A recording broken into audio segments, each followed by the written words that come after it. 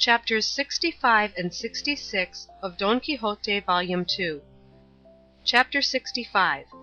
Wherein is made known who the Knight of the White Moon was, likewise Don Gregorio's release, and other events. Don Antonio Moreno followed the Knight of the White Moon, and a number of boys followed him too, nay, pursued him, until they had him fairly housed in a hostel in the heart of the city. Don Antonio, eager to make his acquaintance, entered also. A squire came out to meet him and remove his armour, and he shut himself into a lower room, still attended by Don Antonio, whose bread would not bake until he had found out who he was. He of the White Moon, seeing then that the gentleman would not leave him, said, "I know very well, señor, what you have come for. It is to find out who I am, and as there is no reason why I should conceal it from you, while my servant here is taking off my armour, I will tell you the true state of the case, without leaving out anything. You must know, señor, that I am called the bachelor Samson Carrasco. I am of the same village as Don Quixote of La Mancha, whose craze and folly make all of us who know him feel pity for him, and I am one of those who have felt it most, and persuaded that his chance of recovery lay in quiet and keeping at home and in his own house, I hit upon a device for keeping him there. 3 months ago, therefore, I went out to meet him as a knight-errant, under the assumed name of the Knight of the Mirrors, intending to engage him in combat and overcome him without hurting him, making it the condition of our combat that the vanquished should be at the disposal of the victor. What I meant to demand of him, for I regarded him as vanquished already, was that he should return to his own village, and not leave it for a whole year, by which time he might be cured. But fate ordered it otherwise, for he vanquished me and unhorsed me, and so my plan failed. He went his way, and I came back conquered, covered with shame, and sorely bruised by my fall, which was a particularly dangerous one. But this did not quench my desire to meet him again and overcome him, as you have seen today. And as he is so scrupulous in his observance of the laws of knight-errantry, he will, no doubt, in order to keep his word, obey the injunction I have laid upon him. This, señor, is how the matter stands, and I have nothing more to tell you.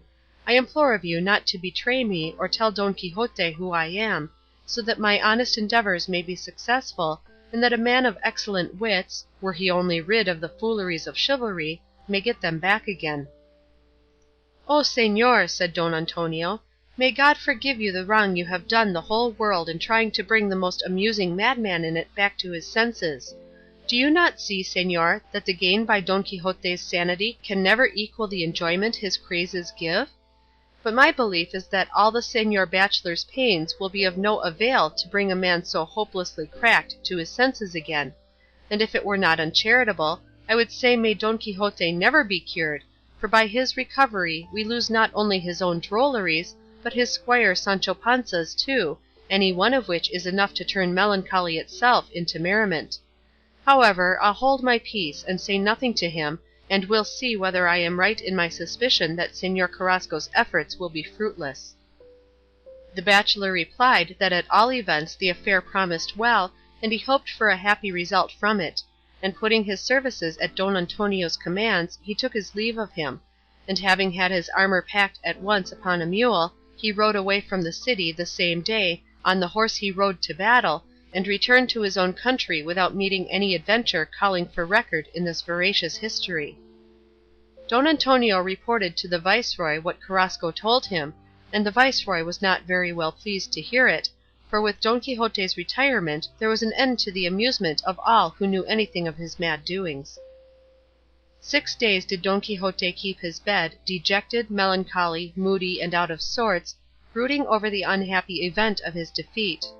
Sancho strove to comfort him, and among other things he said to him, "Hold up your head, señor, and be of good cheer if you can, and give thanks to heaven that if you have had a tumble to the ground you have not come off with a broken rib, and as you know that 'where they give they take', and that 'there are not always fletches where there are pegs,' a fig for the doctor, for there's no need of him to cure this ailment. Let us go home, and give over going about in search of adventures in strange lands and places. Rightly looked at, it is I that am the greater loser, though it is your worship that has had the worse usage. With the government I gave up all wish to be a governor again, but I did not give up all longing to be a count, and that will never come to pass if your worship gives up becoming a king by renouncing the calling of chivalry, and so my hopes are going to turn into smoke." "Peace, Sancho," said Don Quixote, "thou seest my suspension and retirement is not to exceed a year. I shall soon return to my honoured calling, and I shall not be at a loss for a kingdom to win and a county to bestow on thee." "May God hear it and sin be deaf," said Sancho. "I have always heard say that 'a good hope is better than a bad holding.'" As they were talking, Don Antonio came in looking extremely pleased and exclaiming, "Reward me for my good news, Señor Don Quixote. Don Gregorio and the renegade who went for him have come ashore. Ashore, do I say? They are by this time in the viceroy's house, and will be here immediately." Don Quixote cheered up a little and said, "Of a truth I am almost ready to say I should have been glad had it turned out just the other way, for it would have obliged me to cross over to Barbary, where by the might of my arm I should have restored to liberty, not only Don Gregorio, but all the Christian captives there are in Barbary. But what am I saying, miserable being that I am? Am I not he that has been conquered? Am I not he that has been overthrown? Am I not he who must not take up arms for a year? Then what am I making professions for? What am I bragging about? When it is fitter for me to handle the distaff than the sword." "No more of that, señor," said Sancho. "Let the hen live, even though it be with her pip. Today for thee, and tomorrow for me. In these affairs of encounters and whacks one must not mind them, for he that falls today may get up tomorrow; unless indeed he chooses to lie in bed, I mean gives way to weakness and does not pluck up fresh spirit for fresh battles. Let your worship get up now to receive Don Gregorio, for the household seems to be in a bustle, and no doubt he has come by this time." And so it proved, for as soon as Don Gregorio and the renegade had given the viceroy an account of the voyage out and home, Don Gregorio, eager to see Ana Felix, came with the renegade to Don Antonio's house. When they carried him away from Algiers he was in woman's dress; on board the vessel, however, he exchanged it for that of a captive who escaped with him. But in whatever dress he might be he looked like one to be loved and served and esteemed, for he was surpassingly well favoured, and to judge by appearances some 17 or 18 years of age. Ricote and his daughter came out to welcome him, the father with tears, the daughter with bashfulness. They did not embrace each other, for where there is deep love there will never be overmuch boldness. Seen side by side, the comeliness of Don Gregorio and the beauty of Ana Felix were the admiration of all who were present.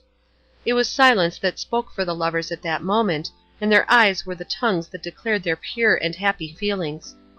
The renegade explained the measures and means he had adopted to rescue Don Gregorio, and Don Gregorio at no great length, but in a few words, which he showed that his intelligence was in advance of his years, described the peril and embarrassment he found himself in among the women with whom he had sojourned. To conclude, Ricote liberally recompensed and rewarded as well the renegade as the men who had rowed, and the renegade effected his readmission into the body of the church, and was reconciled with it, and from a rotten limb became by penance and repentance a clean and sound one.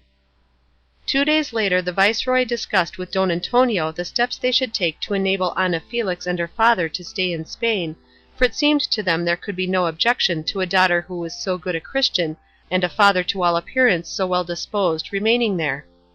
Don Antonio offered to arrange the matter at the capital, whither he was compelled to go on some other business, hinting that many a difficult affair was settled there with the help of favour and bribes.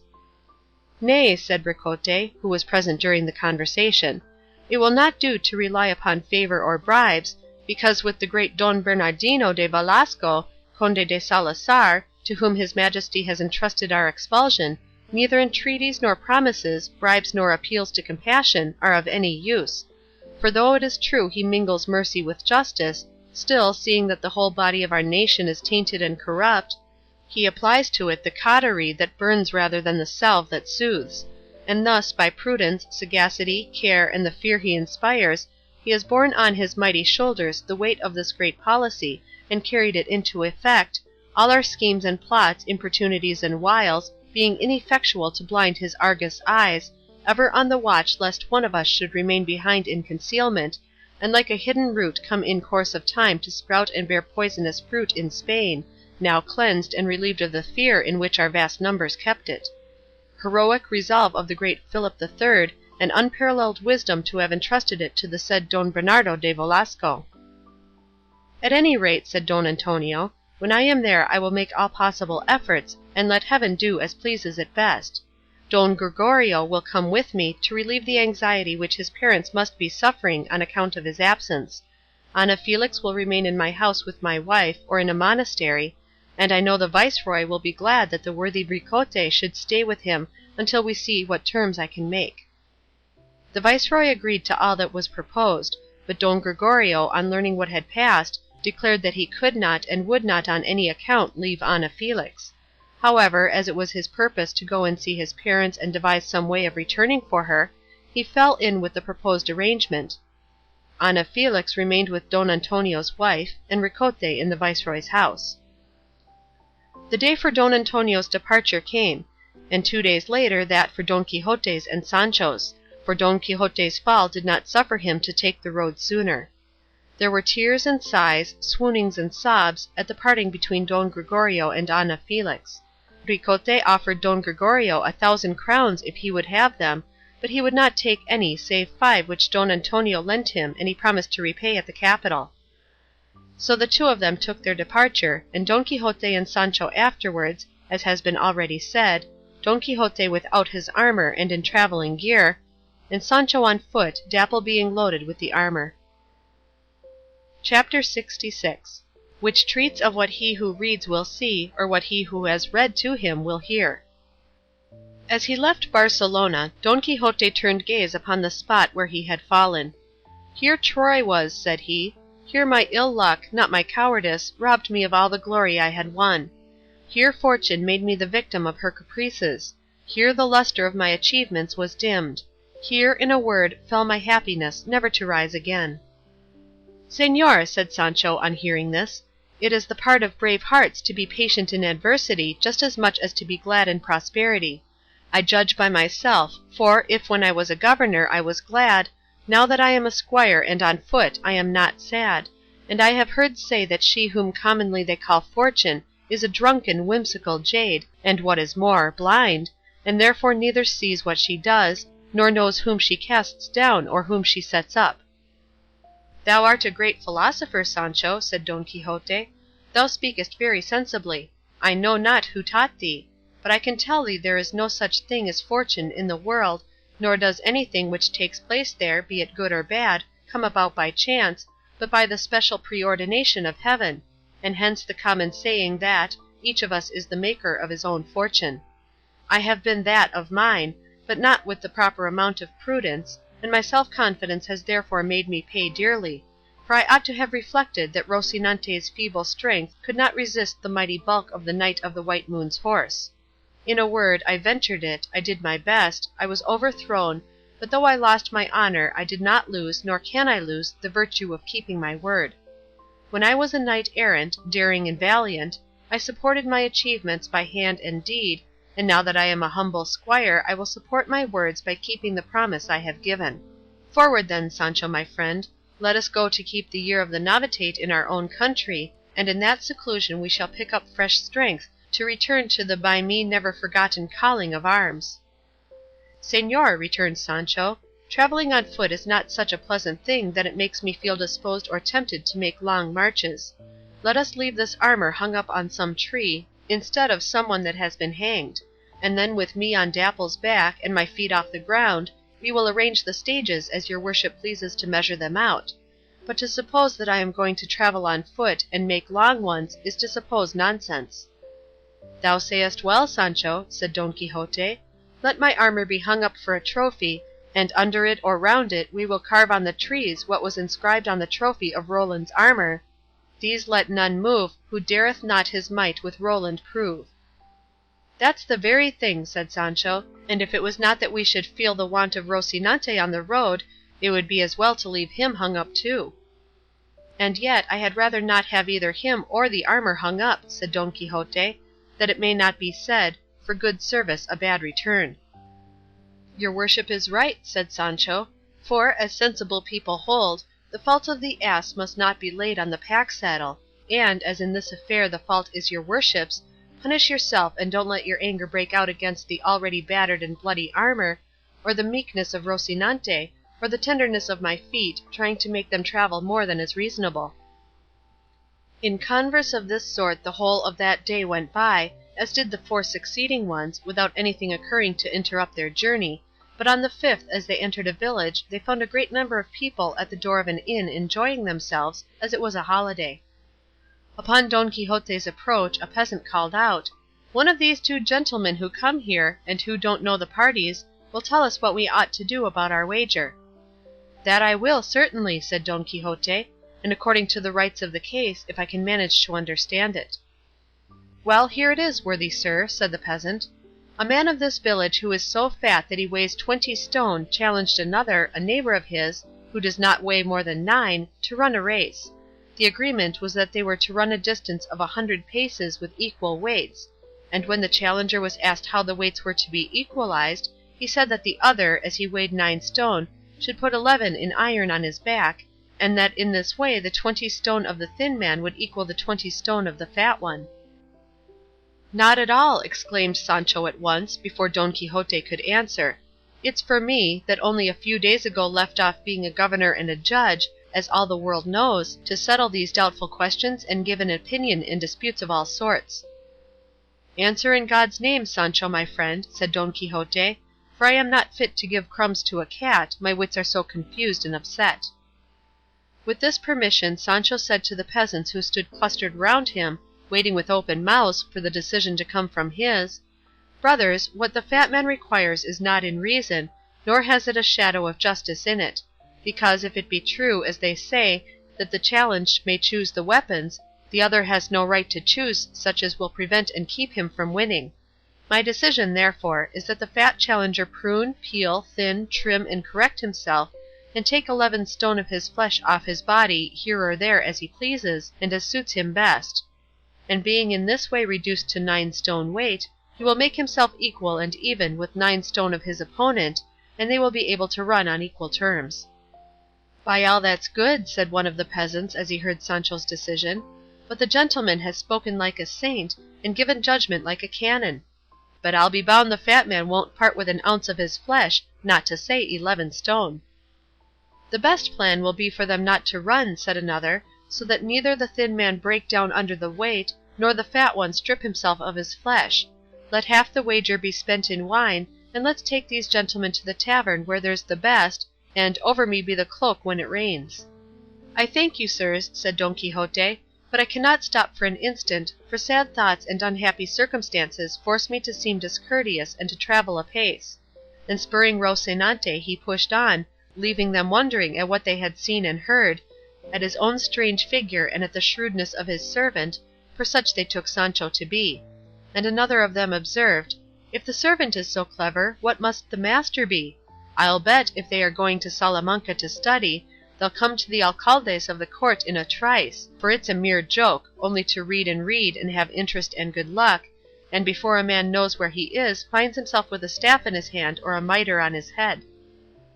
That night master and man passed out in the fields in the open air, and the next day as they were pursuing their journey they saw coming towards them a man on foot, with alforjas at the neck and a javelin or spiked staff in his hand, the very cut of a foot courier, who, as soon as he came close to Don Quixote, increased his pace and half running came up to him, and embracing his right thigh, for he could reach no higher, exclaimed with evident pleasure, "O Señor Don Quixote of La Mancha, what happiness it will be to the heart of my lord the duke when he knows your worship is coming back to his castle, for he is still there with my lady the duchess." "I do not recognize you, friend," said Don Quixote, "nor do I know who you are, unless you tell me." "I am Tosilos, my lord the duke's lackey, Señor Don Quixote," replied the courier, "he who refused to fight your worship about marrying the daughter of Dona Rodriguez." "God bless me!" exclaimed Don Quixote; "is it possible that you are the one whom mine enemies the enchanters changed into the lackey you speak of, in order to rob me of the honour of that battle?" "Nonsense, good sir," said the messenger; "there was no enchantment or transformation at all. I entered the lists just as much lackey Tosilos as I came out of them lackey Tosilos. I thought to marry without fighting, for the girl had taken my fancy; but my scheme had a very different result, for as soon as your worship had left the castle, my lord the Duke had 100 strokes of the stick given me for having acted contrary to the orders he gave me before engaging in the combat. And the end of the whole affair is that the girl has become a nun, and Dona Rodriguez has gone back to Castile, and I am now on my way to Barcelona with a packet of letters for the viceroy, which my master is sending him. If your worship would like a drop, sound though warm, I have a gourd here full of the best, and some scraps of Tronchon cheese that will serve as a provocative and wakener of your thirst if so be it is asleep." "I take the offer," said Sancho. "No more compliments about it. Pour out, good Tosilos, in spite of all the enchanters in the Indies." "Thou art indeed the greatest glutton in the world, Sancho," said Don Quixote, "and the greatest booby on earth, not to be able to see that this courier is enchanted, and this Tosilos a sham one. Stop with him and take thy fill. I will go on slowly, and wait for thee to come up with me." The lackey laughed, unsheathed his gourd, unwalleted his scraps, and taking out a small loaf of bread, he and Sancho seated themselves on the green grass, and in peace and good fellowship finished off the contents of the alforjas down to the bottom, so resolutely that they licked the wrapper of the letters, merely because it smelt of cheese. Said Tosilos to Sancho, "Beyond a doubt, Sancho my friend, this master of thine ought to be a madman." "Ought!" said Sancho, "he owes no man anything; he pays for everything, particularly when the coin is madness. I see it plain enough, and I tell him so plain enough. But what's the use, especially now that it is all over with him, for here he is beaten by the Knight of the White Moon." Tosilos begged him to explain what had happened him, but Sancho replied that it would not be good manners to leave his master waiting for him, and that some other day if they met there would be time enough for that; and then getting up, after shaking his doublet and brushing the crumbs out of his beard, he drove Dapple on before him, and bidding adieu to Tosilos, left him and rejoined his master, who was waiting for him under the shade of a tree. Chapter 66. Chapters 67 and 68 of Don Quixote, Volume 2. Chapter 67. Of the resolution Don Quixote formed to turn shepherd, and take to a life in the fields, while the year for which he had given his word was running its course, with other events truly delectable and happy. If a multitude of reflections used to harass Don Quixote before he had been overthrown, a great many more harassed him since his fall.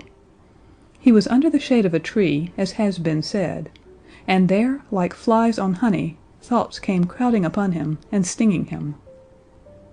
Some of them turned upon the disenchantment of Dulcinea, others upon the life he was about to lead in his enforced retirement. Sancho came up and spoke in high praise of the generous disposition of the lackey Tosilos. "Is it possible, Sancho," said Don Quixote, "that thou dost still think that he yonder is a real lackey? Apparently it has escaped thy memory that thou hast seen Dulcinea turned and transformed into a peasant wench, and the Knight of the Mirrors into the bachelor Carrasco, all the work of the enchanters that persecute me.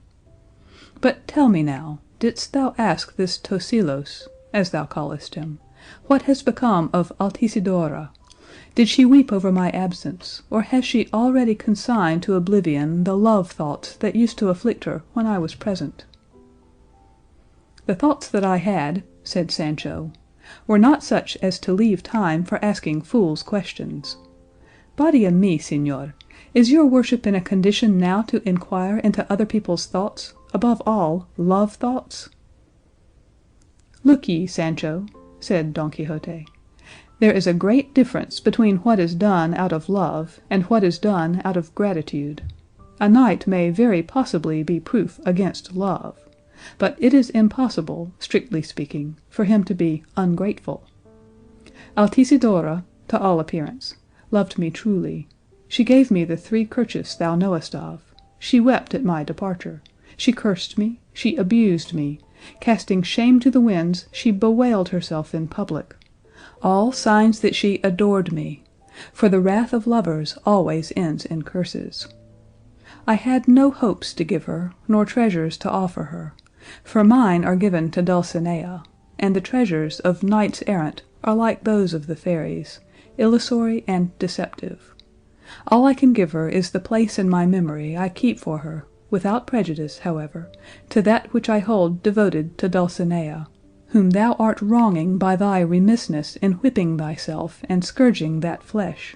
Would that I saw it eaten by wolves, which would rather keep itself for the worms than for the relief of that poor lady." "Señor," replied Sancho, "if the truth is to be told, I cannot persuade myself that the whipping of my backside has anything to do with the disenchantment of the enchanted. It is like saying, 'If your head aches, rub ointment on your knees.'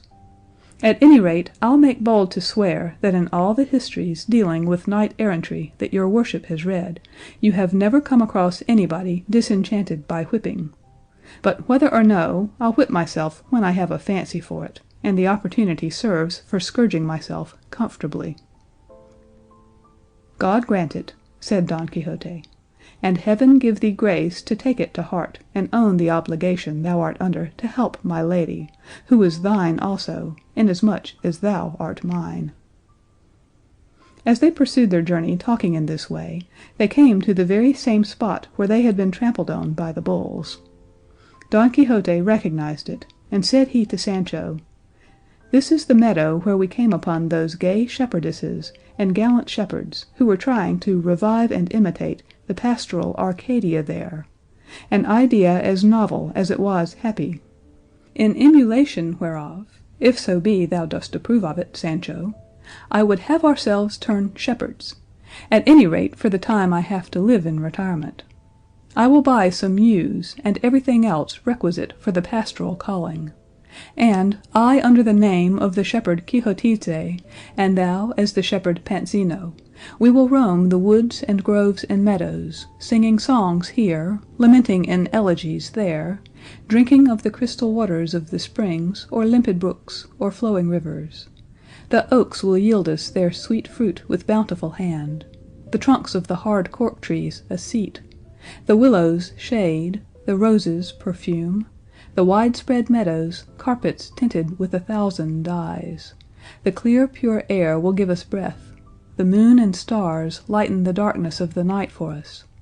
Song shall be our delight, lamenting our joy. Apollo will supply us with verses, and Love with conceits whereby we shall make ourselves famed forever, not only in this but in ages to come." "Egad," said Sancho, "but that sort of life squares, nay, corners, with my notions, and what is more, the bachelor Samson Carrasco and Master Nicholas the barber won't have well seen it before they'll want to follow it and turn shepherds along with us, and God grant it may not come into the curate's head to join the sheepfold too, he's so jovial and fond of enjoying himself." "Thou art in the right of it, Sancho," said Don Quixote, "and the bachelor Samson Carrasco, if he enters the pastoral fraternity, as no doubt he will, may call himself the shepherd Samsonino, or perhaps the shepherd Carrascon. Nicholas the barber may call himself Niculoso, as old Boscan formerly was called Nimoroso. As for the curate, I don't know what name we can fit to him, unless it be something derived from his title, and we call him the shepherd Curiambro.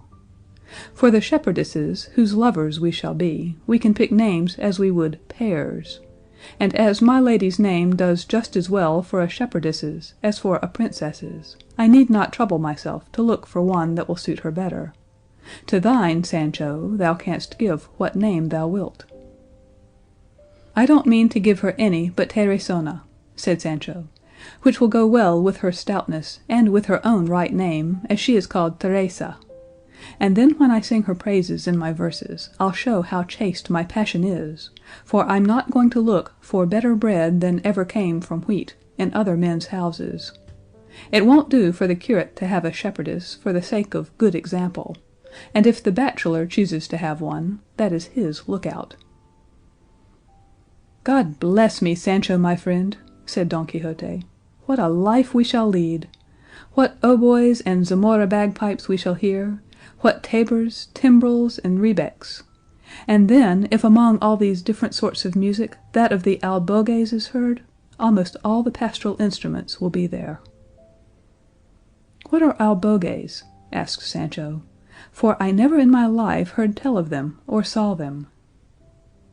"Albogues," said Don Quixote, "are brass plates like candlesticks, that, struck against one another on the hollow side, make a noise which, if not very pleasing or harmonious, is not disagreeable, and accords very well with the rude notes of the bagpipe and tabor. The word albogue is Morisco, as are all those in our Spanish tongue that begin with al. For example, almohaza, almorzar, alhombra, alguacil, alhucema, almacen, alcancia, and others of the same sort, of which there are not many more. Our language has only 3 that are Morisco and end in I, which are Borsegui, Zakizami, and Maravedi. Alhali and Alfaqui are seen to be Arabic, as well by the al at the beginning as by the I they end with. I mention this incidentally, the chance allusion to albogues having reminded me of it, and it will be of great assistance to us in the perfect practice of this calling that I am something of a poet, as thou knowest, and that besides the bachelor Samson Carrasco is an accomplished one. Of the curate I say nothing, but I will wager he has some spice of the poet in him, and no doubt Master Nicholas too, for all barbers, or most of them, are guitar players and stringers of verses. I will bewail my separation, thou shalt glorify thyself as a constant lover, the shepherd Carrascon will figure as a rejected one, and the curate Curiambro as whatever may please him best, and so all will go as gaily as heart could wish." To this Sancho made answer, "I am so unlucky, señor, that I'm afraid the day will never come when I'll see myself at such a calling. Oh, what neat spoons I'll make when I'm a shepherd! What messes, creams, garlands, pastoral odds and ends! And if they don't get me a name for wisdom, they'll not fail to get me one for ingenuity. My daughter Sanchica will bring us our dinner to the pasture. But stay! She's good-looking, and shepherds there are with more mischief than simplicity in them. I would not have her come for wool and go back shorn. Love-making and lawless desires are just as common in the fields as in the cities, and in shepherd shanties as in royal palaces. Do away with the cause, you do away with the sin. If the eyes don't see, hearts don't break, and better a clear escape than good men's prayers." "A truce to thy proverbs, Sancho!" exclaimed Don Quixote. "Any one of those thou hast uttered would suffice to explain thy meaning. Many a time have I recommended thee not to be so lavish with proverbs, and to exercise some moderation in delivering them. But it seems to me it is only 'preaching in the desert.' My mother beats me, and I go on with my tricks." "It seems to me," said Sancho, "that your worship is like the common saying, 'Said the frying pan to the kettle, get away, black breech.' You chide me for uttering proverbs, and you string them in couples yourself." "Observe, Sancho," replied Don Quixote, "I bring in proverbs to the purpose, and when I quote them they fit like a ring to the finger. Thou bringest them in by the head and shoulders, in such a way that thou dost drag them in, rather than introduce them. If I am not mistaken, I have told thee already that proverbs are short maxims drawn from the experience and observation of our wise men of old. But the proverb that is not to the purpose is a piece of nonsense, and not a maxim. But enough of this. As nightfall is drawing on, let us retire some little distance from the high road to pass the night. What is in store for us tomorrow, God knoweth." They turned aside and supped late and poorly, very much against Sancho's will, who turned over in his mind the hardships attendant upon knight-errantry in woods and forests, even though at times plenty presented itself in castles and houses, as at Don Diego de Miranda's, at the wedding of Camacho the Rich, and at Don Antonio Moreno's. He reflected, however, that it could not be always day, nor always night, and so that night he passed in sleeping, and his master in waking. Chapter 68. Of the Bristly Adventure that befell Don Quixote. The night was somewhat dark, for though there was a moon in the sky, it was not in a quarter where she could be seen, for sometimes the Lady Diana goes on a stroll to the Antipodes, and leaves the mountains all black and the valleys in darkness. Don Quixote obeyed nature so far as to sleep his first sleep, but did not give way to the second, very different from Sancho, who never had any second, because with him sleep lasted from night till morning, wherein he showed what a sound constitution and few cares he had. Don Quixote's cares kept him restless, so much so that he awoke Sancho and said to him, "I am amazed, Sancho, at the unconcern of thy temperament. I believe thou art made of marble or hard brass, incapable of any emotion or feeling whatever. I lie awake while thou sleepest, I weep while thou singest, I am faint with fasting while thou art sluggish and torpid from pure repletion. It is the duty of good servants to share the sufferings and feel the sorrows of their masters, if it be only for the sake of appearances. See the calmness of the night, the solitude of the spot, inviting us to break our slumbers by a vigil of some sort. Rise as thou livest, and retire a little distance, and with a good heart and cheerful courage give thyself 300 or 400 lashes on account of Dulcinea's disenchantment score. And this I entreat of thee, making it a request, for I have no desire to come to grips with thee a second time, as I know thou hast a heavy hand.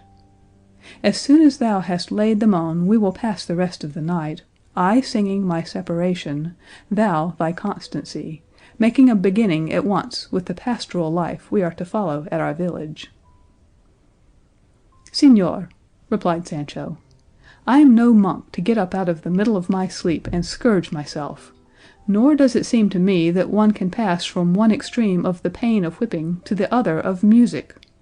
Will your worship let me sleep, and not worry me about whipping myself, or you'll make me swear never to touch a hair of my doublet, not to say my flesh." "O hard heart," said Don Quixote, "O pitiless squire, O bread ill bestowed and favours ill acknowledged, both those I have done thee and those I mean to do thee. Through me hast thou seen thyself a governor, and through me thou seest thyself in immediate expectation of being a count, or obtaining some other equivalent title, for I post tenebras spero lucem." "I don't know what that is," said Sancho.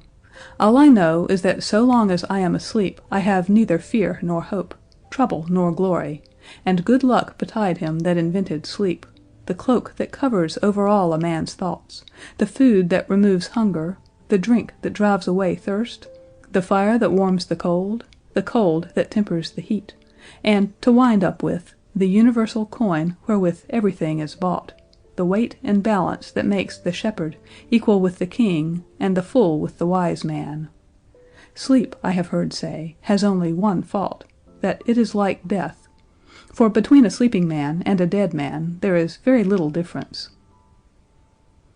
"Never have I heard thee speak so elegantly as now, Sancho," said Don Quixote, "and here I begin to see the truth of the proverb thou dost sometimes quote, 'Not with whom thou art bred, but with whom thou art fed.'" "Ha! By my life, master mine," said Sancho, "it's not I that am stringing proverbs now, for they drop in pairs from your worship's mouth faster than from mine; only there is this difference between mine and yours, that yours are well timed and mine are untimely, but anyhow they are all proverbs." At this point they became aware of a harsh indistinct noise that seemed to spread through all the valleys around. Don Quixote stood up and laid his hand upon his sword, and Sancho ensconced himself under Dapple and put the bundle of armour on one side of him and the ass's pack saddle on the other, in fear and trembling as great as Don Quixote's perturbation. Each instant the noise increased and came nearer to the two terrified men, or at least to one, for as to the other his courage is known to all. The fact of the matter was that some men were taking above 600 pigs to sell at a fair, and were on their way with them at that hour, and so great was the noise they made and their grunting and blowing that they deafened the ears of Don Quixote and Sancho Panza, and they could not make out what it was.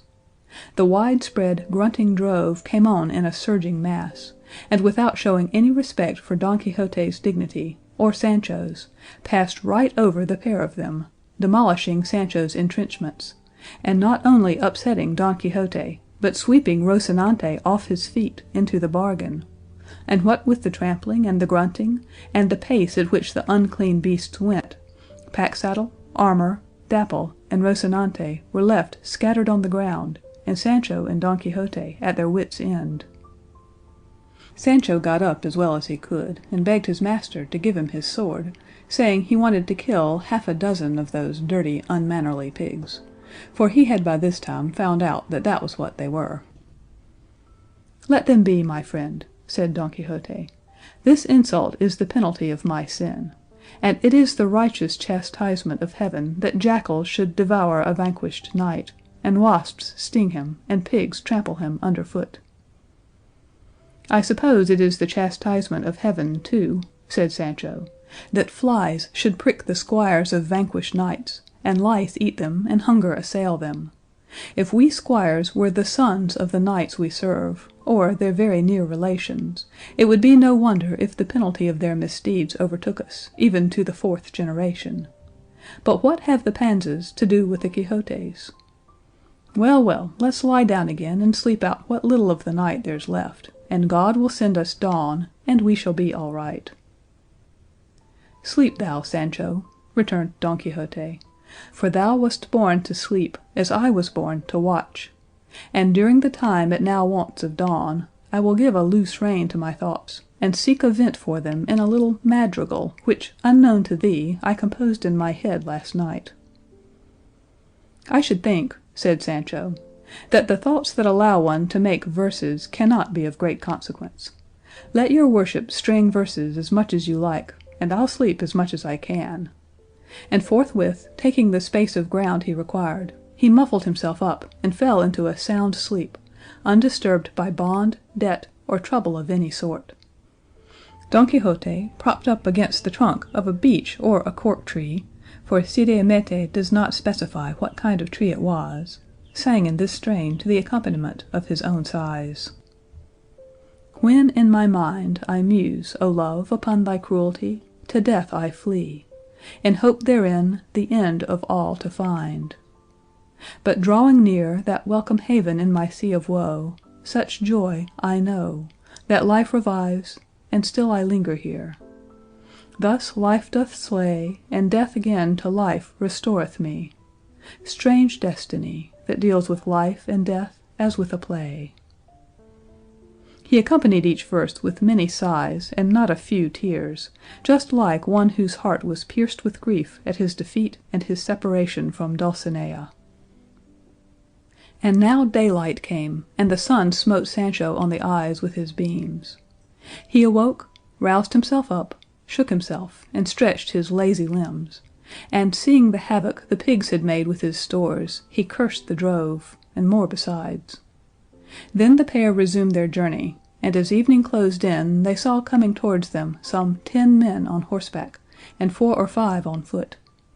Don Quixote's heart beat quick, and Sancho's quailed with fear, for the persons approaching them carried lances and bucklers, and were in very warlike guise. Don Quixote turned to Sancho and said, "If I could make use of my weapons, and my promise had not tied my hands, I would count this host that comes against us but cakes and fancy bread, but perhaps it may prove something different from what we apprehend." The men on horseback now came up, and raising their lances surrounded Don Quixote in silence, and pointed them at his back and breast, menacing him with death. One of those on foot, putting his finger to his lips as a sign to him to be silent, seized Rocinante's bridle and drew him out of the road, and the others driving Sancho and Dapple before them, and all maintaining a strange silence, followed in the steps of the one who led Don Quixote. The latter 2 or 3 times attempted to ask where they were taking him to and what they wanted, but the instant he began to open his lips they threatened to close them with the points of their lances. And Sancho fared the same way, for the moment he seemed about to speak, one of those on foot punched him with a goad, and Dapple likewise, as if he too wanted to talk. Night set in, they quickened their pace, and the fears of the 2 prisoners grew greater, especially as they heard themselves assailed with "Get on, ye troglodytes!" "Silence, ye barbarians!" "March, ye cannibals!" "No murmuring, ye Scythians!" "Don't open your eyes, ye murderous Polyphemes! Ye bloodthirsty lions, and such like names with which their captors harassed the ears of the wretched master and man. Sancho went along saying to himself, "We, tortolites, barbers, animals, I don't like those names at all. It's in a bad wind our corn is being winnowed. Misfortune comes upon us all at once like sticks on a dog. And God grant it may be no worse than them that this unlucky adventure has in store for us."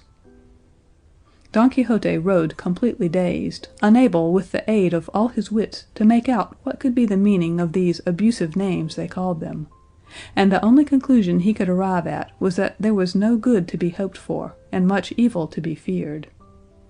And now, about an hour after midnight, they reached a castle which Don Quixote saw at once was the Duke's, where they had been but a short time before.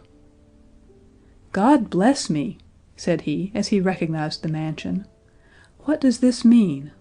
It is all courtesy and politeness in this house, but with the vanquished good turns into evil, and evil into worse." They entered the chief court of the castle, and found it prepared and fitted up in a style that added to their amazement and doubled their fears, as will be seen in the following chapter. End of chapter 68. Start of reading, chapter 69. Chapter 69 of Don Quixote, Volume 2. Chapter 69. Of the strangest and most extraordinary adventure that befell Don Quixote in the whole course of this great history. The horsemen dismounted, and, together with the men on foot, without a moment's delay taking up Sancho and Don Quixote bodily, they carried them into the court, all round which near 100 torches fixed in sockets were burning, besides above 500 lamps in the corridors, so that in spite of the night, which was somewhat dark, the want of daylight could not be perceived. In the middle of the court was a catafalque, raised about 2 yards above the ground, and covered completely by an immense canopy of black velvet, and on the steps all round it white wax tapers burned in more than 100 silver candlesticks. Upon the catafalque was seen the dead body of a damsel so lovely that by her beauty she made death itself look beautiful. She lay with her head resting upon a cushion of brocade, and crowned with a garland of sweet-smelling flowers of divers sorts, her hands crossed upon her bosom, and between them a branch of yellow palm of victory. On one side of the court was erected a stage, whereupon 2 chairs were seated 2 persons, who from having crowns on their heads and scepters in their hands appeared to be kings of some sort, whether real or mock ones. By the side of this stage, which was reached by steps, were 2 other chairs on which the men carrying the prisoners seated Don Quixote and Sancho, all in silence, and by signs giving them to understand that they too were to be silent, which, however, they would have been without any signs, for their amazement at all they saw held them tongue-tied. And now 2 persons of distinction, who were at once recognized by Don Quixote as his hosts, the Duke and Duchess, ascended the stage attended by a numerous suite, and seated themselves on 2 gorgeous chairs close to the 2 kings, as they seemed to be. Who would not have been amazed at this? Nor was this all, for Don Quixote had perceived that the dead body on the catafalque was that of the fair Altisidora. As the Duke and Duchess mounted the stage, Don Quixote and Sancho rose and made them a profound obeisance, which they returned by bowing their heads slightly. At this moment an official crossed over, and approaching Sancho, threw over him a robe of black buckram, painted all over with flames of fire, and taking off his cap, put upon his head a mitre, such as those undergoing the sentence of the Holy Office wear, and whispered in his ear that he must not open his lips, or they would put a gag upon him, or take his life. Sancho surveyed himself from head to foot, and saw himself all ablaze with flames. But as they did not burn him, he did not care 2 farthings for them. He took off the mitre, and seeing painted with devils, he put it on again, saying to himself, "Well, so far those don't burn me, nor do these carry me off." Don Quixote surveyed him too, and though fear had got the better of his faculties, he could not help smiling to see the figure Sancho presented. And now from underneath the catafalque, so it seemed, there rose a low, sweet sound of flutes, which coming unbroken by human voice, for there silence itself kept silence, had a soft and languishing effect. Then, beside the pillow of what seemed to be the dead body, suddenly appeared a fair youth in a Roman habit, who, to the accompaniment of a harp which he himself played, sang in a sweet and clear voice these 2 stanzas. While fair Altisidora, who the sport of cold Don Quixote's cruelty hath been, returns to life, and in this magic court the dames and sables come to grace the scene, and while her matrons all in seemly sort, my lady robes in bays and bombazine, her beauty and her sorrows will I sing, with defter quill than touch the Thracian string. But not in life alone, methinks, to me belongs the office. Lady, when my tongue is cold in death, believe me, unto thee my voice shall raise its tributary song. My soul, from this strait prison house set free, as o'er the Stygian lake it floats along, thy praises singing still shall hold its way, and make the waters of oblivion stay. At this point one of the 2 that looked like kings exclaimed, "Enough, enough, divine singer! It would be an endless task to put before us now the death and the charms of the peerless Altisidora, not dead as the ignorant world imagines, but living in the voice of fame and in the penance which Sancho Panza, here present, has to undergo to restore her to the long-lost light.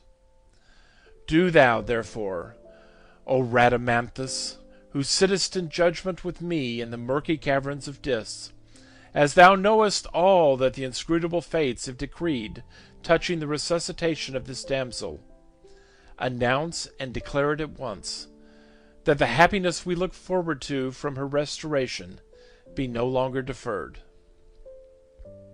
No sooner had Minos, the fellow judge of Rhadamanthus, said this, than Rhadamanthus, rising up, said, "Ho, officials of this house, high and low, great and small, make haste hither, one and all, and print on Sancho's face 24 smacks, and give him 12 pinches, and 6 pin thrusts in the back and arms, for upon this ceremony depends the restoration of Altisidora."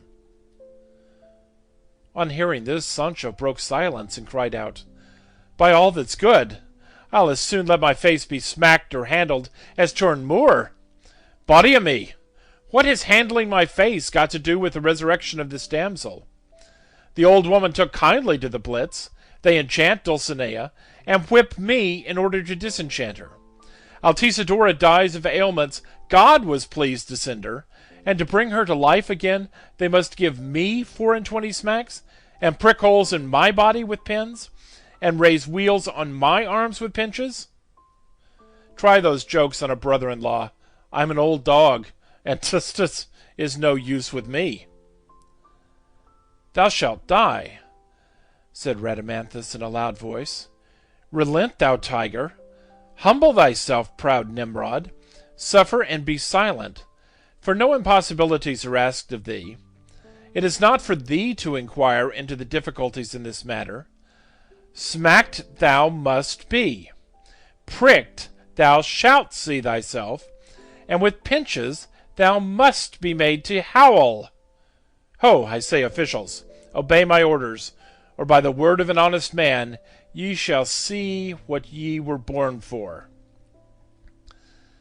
At this, some 6 duennas, advancing across the court, made their appearance in procession, one after the other, 4 of them with spectacles, and all with their right hands uplifted, showing 4 fingers of wrist to make their hands look longer, as is the fashion nowadays.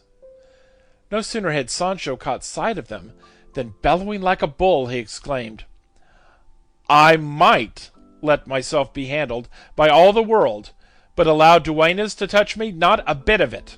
Scratch my face, as my master was served in this very castle. Run me through the body with burnished daggers. Pinch my arms with red-hot pincers. I'll bear all impatience to serve these gentlefolk. But I won't let duennas touch me, though the devil should carry me off." Here Don Quixote too broke silence, saying to Sancho, "Have patience, my son, and gratify these noble persons, and give all thanks to heaven that it has infused such virtue into thy person, that by its sufferings thou canst disenchant the enchanted, and restore to life the dead." The duennas were now close to Sancho, and he, having become more tractable and reasonable, settling himself well in his chair, presented his face and beard to the first, who delivered him a smack very stoutly laid on, and then made him a low curtsy. "Less politeness and less paint, Señora Duenna," said Sancho. "By God, your hands smell of vinegar wash."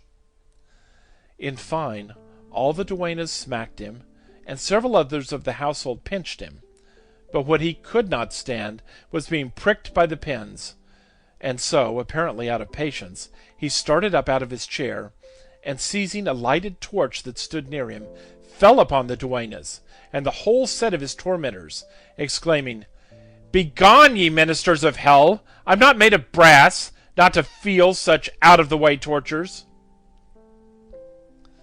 At this instant Altisidora, who probably was tired of having been so long lying on her back, turned on her side, seeing which the bystanders cried out almost with one voice, "Altisidora is alive! Altisidora lives!" Rhadamanthus bade Sancho put away his wrath, as the object they had in view was now attained. When Don Quixote saw Altisidora move, he went on his knees to Sancho, saying to him, "Now is the time, son of my bowels, not to call thee my squire, for thee to give thyself some of those lashes thou art bound to lay on for the disenchantment of Dulcinea. Now, I say, is the time when the virtue that is in thee is ripe and endowed with efficacy to work the good that is looked for from thee." To which Sancho made answer, "That's trick upon trick, I think, and not honey upon pancakes.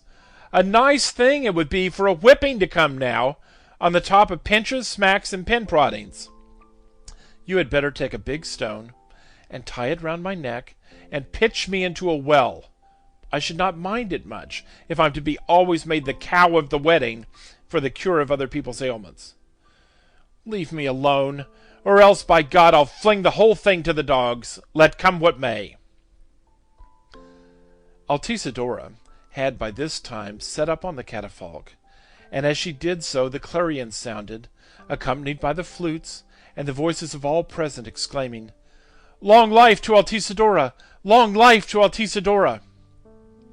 The Duke and Duchess, and the Kings Minos and Rhadamanthus stood up, and all, together with Don Quixote and Sancho, advanced to receive her and take her down from the catafalque, and she, making as though she were recovering from a swoon, bowed her head to the Duke and Duchess and to the kings, and looking sideways at Don Quixote, said to him, "God forgive thee, insensible knight, for through thy cruelty I have been, to me it seems, more than 1,000 years in the other world. And to thee, the most compassionate upon earth, I render thanks for the life I am now in possession of. From this day forth, friend Sancho, count as thine 6 smocks of mine, which I bestow upon thee, to make as many shirts for thyself, and if they are not all quite whole, at any rate they are all clean." Sancho kissed her hands in gratitude, kneeling, and with the mitre in his hand. The Duke bade them take it from him, and give him back his cap and doublet, and remove the flaming robe. Sancho begged the Duke to let them leave him the robe and mitre, as he wanted to take them home for a token and memento of that unexampled adventure. The Duchess said they must leave them with him, for he knew already what a great friend of his she was. The Duke then gave orders that the court should be cleared, and that all should retire to their chambers, and that Don Quixote and Sancho should be conducted to their old quarters. End of chapter 69. Recording by Kelly Doherty of Plano, Texas, January 6th, 2008.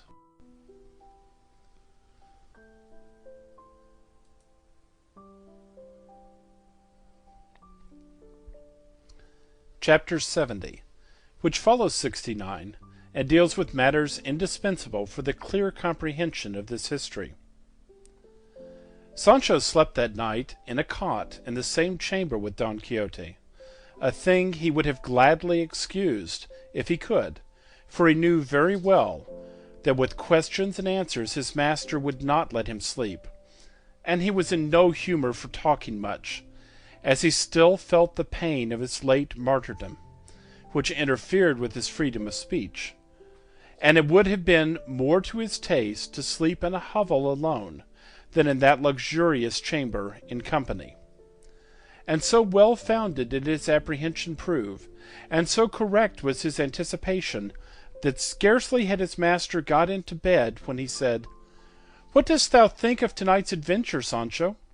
Great and mighty is the power of cold-hearted scorn, for thou with thine own eyes hast seen Altisidora slain, not by arrows, nor by the sword, nor by any warlike weapon, nor by deadly poisons, but by the thought of the sternness and scorn with which I have always treated her." "She might have died and welcome," said Sancho, "when she pleased, and how she pleased, and she might have left me alone. For I never made her fall in love, or scorned her.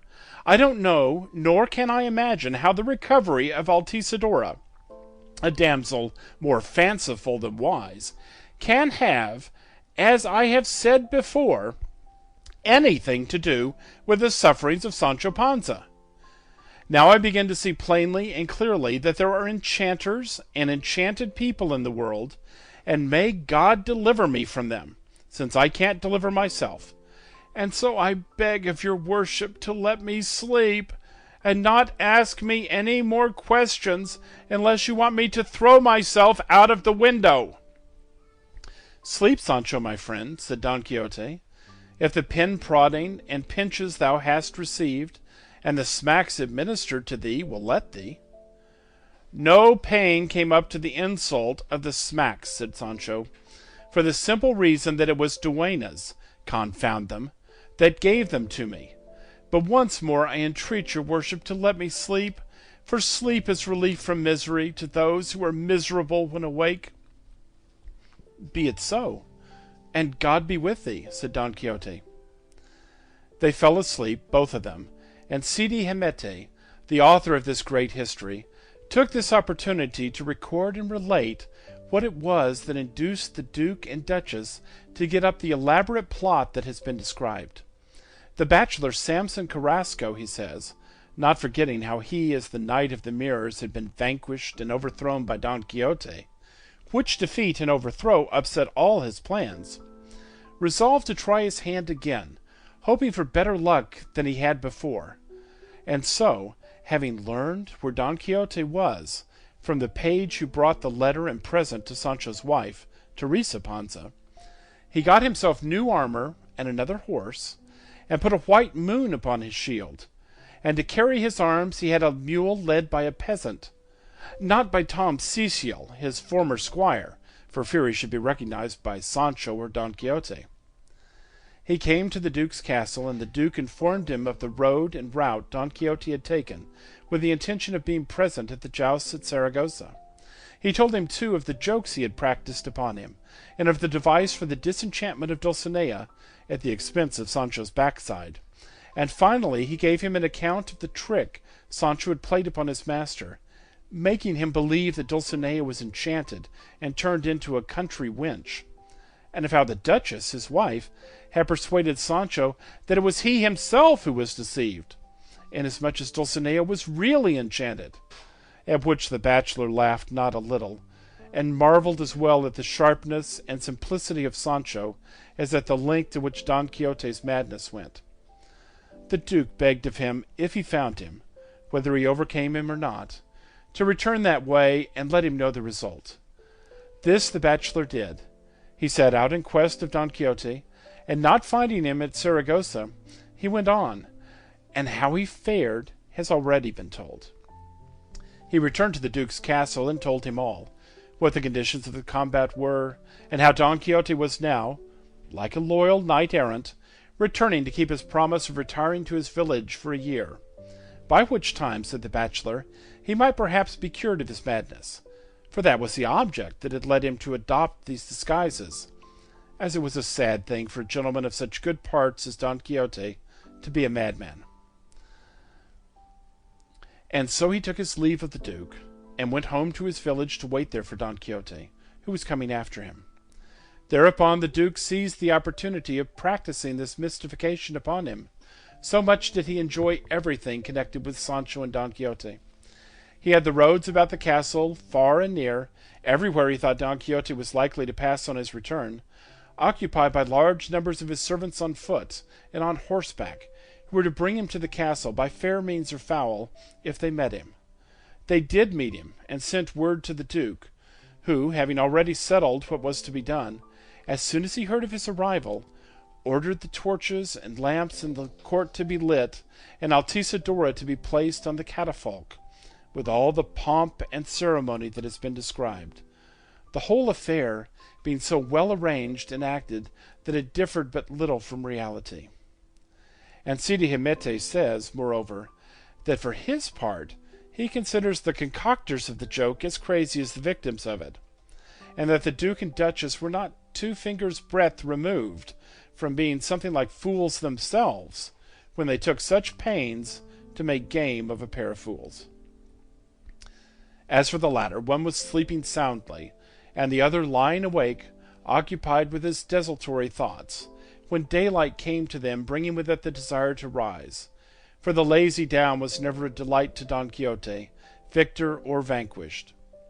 Altisidora, come back from death to life as Don Quixote fancied, following up the freak of her lord and lady, entered the chamber, crowned with the garland she had worn on the catafalque, and in a robe of white taffeta, embroidered with gold flowers, her hair flowing loose over her shoulders, and leaning upon a staff of fine black ebony. Don Quixote, disconcerted and in confusion at her appearance, huddled himself up, and well-nigh covered himself altogether with the sheets and counterpane of the bed, tongue-tied and unable to offer her any civility.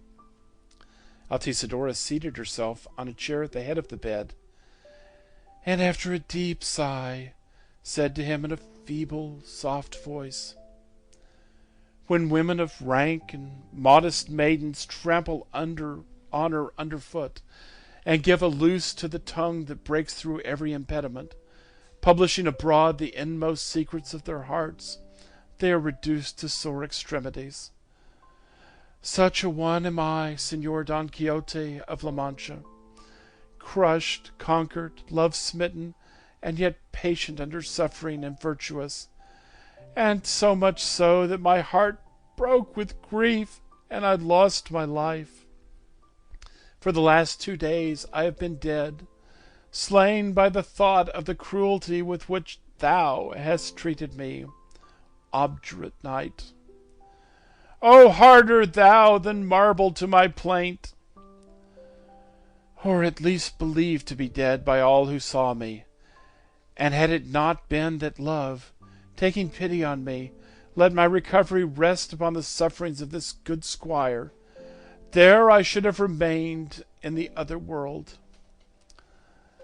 "Love might very well have let it rest upon the sufferings of my ass, and I should have been obliged to him," said Sancho. "But tell me, señora, and may heaven send you a tenderer lover than my master, what did you see in the other world? What goes on in hell? For, of course, that's where one who dies in despair is bound for." "To tell you the truth," said Altisidora, "I cannot have died outright, for I did not go into hell.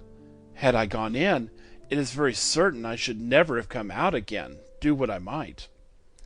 The truth is, I came to the gate, where some dozen or so devils were playing tennis, all in breeches and doublets, with falling collars trimmed with Flemish bone lace, and ruffles of the same that served them for wristbands, with 4 fingers' breadth of the arms exposed, to make their hands look longer. In their hands they held rackets of fire, but what amazed me still more was that books, apparently full of wind and rubbish, served them for tennis balls. A strange and marvelous thing. This, however, did not astonish me so much as to observe that, although with players it is usual for the winners to be glad and the losers sorry, there in that game all were growling, all were snarling, and all were cursing one another." "That's no wonder," said Sancho, "for devils, whether playing or not, can never be content, win or lose." "Very likely," said Altisidora. "But there is another thing that surprises me too. Surprised me then. And that was that no ball outlasted the first throw, or was of any use a second time. And it was wonderful the constant succession there was of books, new and old. To one of them, a brand new, well-bound one, they gave such a stroke that they knocked the guts out of it, and scattered the leaves about. 'Look what book that is,' said one devil to another, and the other replied, 'It is the second part of the history of Don Quixote of La Mancha, not by Cide Hamete, the original author, but by an Aragonese, who by his own account is of Tordesillas.' 'Out of this with it,' said the first, 'and into the depths of hell with it. Out of my sight.' 'Is it so bad?' said the other. 'So bad is it,' said the first, 'that if I had set myself deliberately to make it worse, I could not have done it.' They then went on with their game, knocking other books about, and I, having heard them mention the name of Don Quixote, whom I love and adore so, took care to retain this vision in my memory." "A vision it must have been, no doubt," said Don Quixote, "for there is no other I in the world. This history has been going about here for some time from hand to hand, but it does not stay long in any, for everybody gives it a taste of his foot. I am not disturbed by hearing that I am wandering in a fantastic shape in the darkness of the pit, or in the daylight above, for I am not the one that history treats of. If it should be good, faithful, and true, it will have ages of life. But if it should be bad, from its birth to its burial will not be a very long journey." Altisidora was about to proceed with her complaint against Don Quixote, when he said to her, "I have several times told you, señora, that it grieves me you should have set your affections upon me. As from mine, they can only receive gratitude, but no return. I was born to belong to Dulcinea del Toboso, and the fates, if there are any, dedicated me to her, and to suppose that any other beauty can take the place she occupies in my heart is to suppose an impossibility. This frank declaration should suffice to make you retire within the bounds of your modesty, for no one can bind himself to do impossibilities." Hearing this, Altisidora, with a show of anger and agitation, exclaimed, "God's life!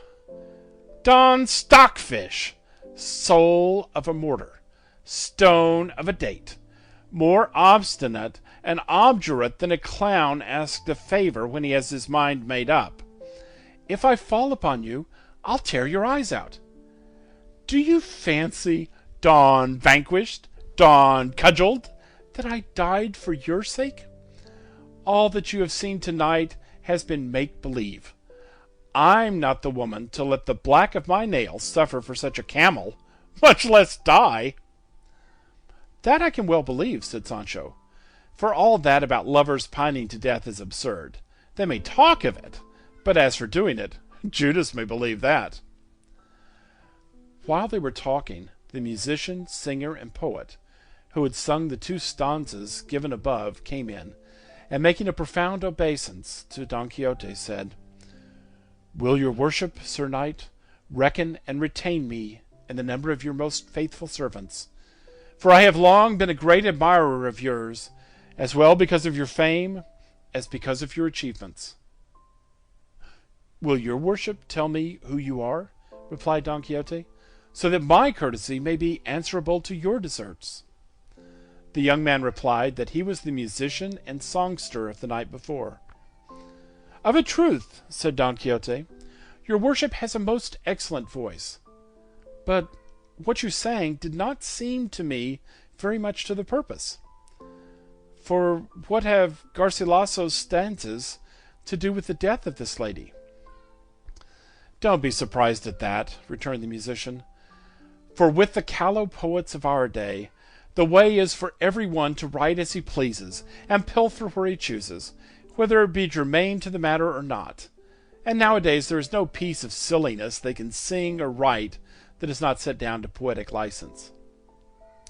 Don Quixote was about to reply, but was prevented by the Duke and Duchess, who came in to see him, and with them there followed a long and delightful conversation, in the course of which Sancho said so many droll and saucy things that he left the Duke and Duchess wondering not only at his simplicity, but at his sharpness.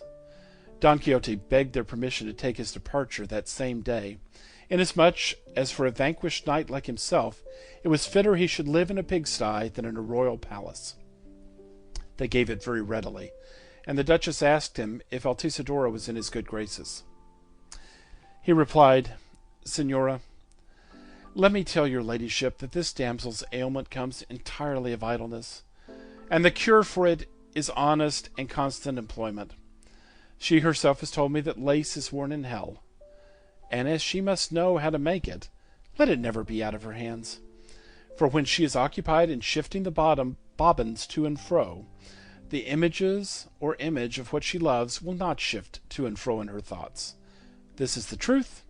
This is my opinion, and this is my advice." "And mine," added Sancho, "for I never in all my life saw a lace-maker that died for love. When damsels are at work, their minds are more set on finishing their tasks than on thinking of their loves. I speak from my own experience, for when I'm digging, I never think of my old woman, I mean my Teresa Panza, whom I love better than my own eyelids." "You say well, Sancho," said the Duchess, "and I will take care that my Altisidora employs herself henceforward in needlework of some sort, for she is extremely expert at it." "There is no occasion to have recourse to that remedy, señora," said Altisidora, "for the mere thought of the cruelty with which this vagabond villain has treated me will suffice to blot him out of my memory without any other device. With your highness's leave I will retire, not to have before my eyes, I won't say his rueful countenance, but his abominable, ugly looks." "That reminds me of the common saying, that he that rails is ready to forgive," said the Duke. Altisidora then, pretending to wipe away her tears with a handkerchief, made an obeisance to her master and mistress, and quitted the room. "Ill luck betide thee, poor damsel," said Sancho. "Ill luck betide thee! Thou hast fallen in with a soul as dry as a rush, and a heart as hard as oak. Had it been me, in faith, another cock would have crowed to thee." So the conversation came to an end, and Don Quixote dressed himself and dined with the Duke and Duchess, and set out the same evening. End of chapter 70. Section 40 of Don Quixote, Volume 2. Section 40. Chapter 71. Of what passed between Don Quixote and his squire Sancho on the way to their village. The vanquished and afflicted Don Quixote went along very downcast in one respect, and very happy in another. His sadness arose from his defeat, and his satisfaction from the thought of the virtue that lay in Sancho, as had been proved by the resurrection of Altisidora, though it was with difficulty he could persuade himself that the love-smitten damsel had been really dead. Sancho went along anything but cheerful, for it grieved him that Altisidora had not kept her promise of giving him the smocks, and turning this over in his mind, he said to his master, "Surely, señor, I'm the most unlikely doctor in the world. There's many a physician that, after killing the sick man he had to cure, requires to be paid for his work, though it is only signing a bit of a list of medicines that the apothecary and not he makes up, and there his labour is over. But with me, though to cure somebody else costs me drops of blood, smacks, pinches, pin-proddings, and whippings, nobody gives me a farthing. Well, I swear by all that's good, if they put another patient into my hands, they'll have to grease them for me before I cure them. For, as they say, it's by his singing the abbot gets his dinner, and I'm not going to believe that heaven has bestowed upon me the virtue I have, that I should be dealing it out to others all for nothing." "Thou art right, Sancho, my friend," said Don Quixote, "and Altisidora has behaved very badly in not giving thee the smocks she promised, and although that virtue of thine is gratis data, as it has cost thee no study whatever, any more than such study as thy personal sufferings may be, I can say for myself that if thou wouldst have payment for the lashes on account of the disenchant of Dulcinea, I would have given it to thee freely ere this. I am not sure, however, whether payment will comport with the cure, and I would not have the reward interfere with the medicine. I think there will be nothing lost by trying it. Consider how much thou wouldst have, Sancho, and whip thyself at once, and pay thyself down with thine own hand, as thou hast money of mine." At this proposal Sancho opened his eyes and his ears a palm's breadth wide, and in his heart very readily acquiesced in whipping himself, and said he to his master, "Very well then, señor, I'll hold myself in readiness to gratify your worship's wishes if I'm to profit by it, for the love of my wife and children forces me to seem grasping. Let your worship say how much you will pay me for each lash I give myself." "If, Sancho," replied Don Quixote, "I were to requite thee, as the importance and nature of the cure deserves, the treasures of Venice, the mines of Potosi, would be insufficient to pay thee. See what thou hast of mine, and put a price on each lash." "Of them," said Sancho, "there are 3,300 and odd. Of these I have given myself 5, the rest remain. Let the 5 go for the odd ones, and let us take the 3,300, which at a quarter real apiece, for I will not take less though the whole world would bid me, make 3,300 quarter reals, and 3,000 are 1,500 half reals, which makes 750 reals, and the 300 make 150 half reals, which come to 75 reals, which added to the 750 make 825 reals in all. These I will stop out of what I have belonging to your worship, and I'll return home rich and content, though well whipped, for there's no taking trout. But I say no more." "O blessed Sancho, O dear Sancho," said Don Quixote, "how we shall be bound to serve thee, Dulcinea and I, all the days of our lives that heaven may grant us. If she returns to her lost shape, and it cannot be but she will, her misfortune will have been good fortune, and my defeat a most happy triumph. But look here, Sancho, when wilt thou begin the scourging? For if thou wilt make short work of it, I will give thee 100 reals over and above. When? Said Sancho. This night without fail.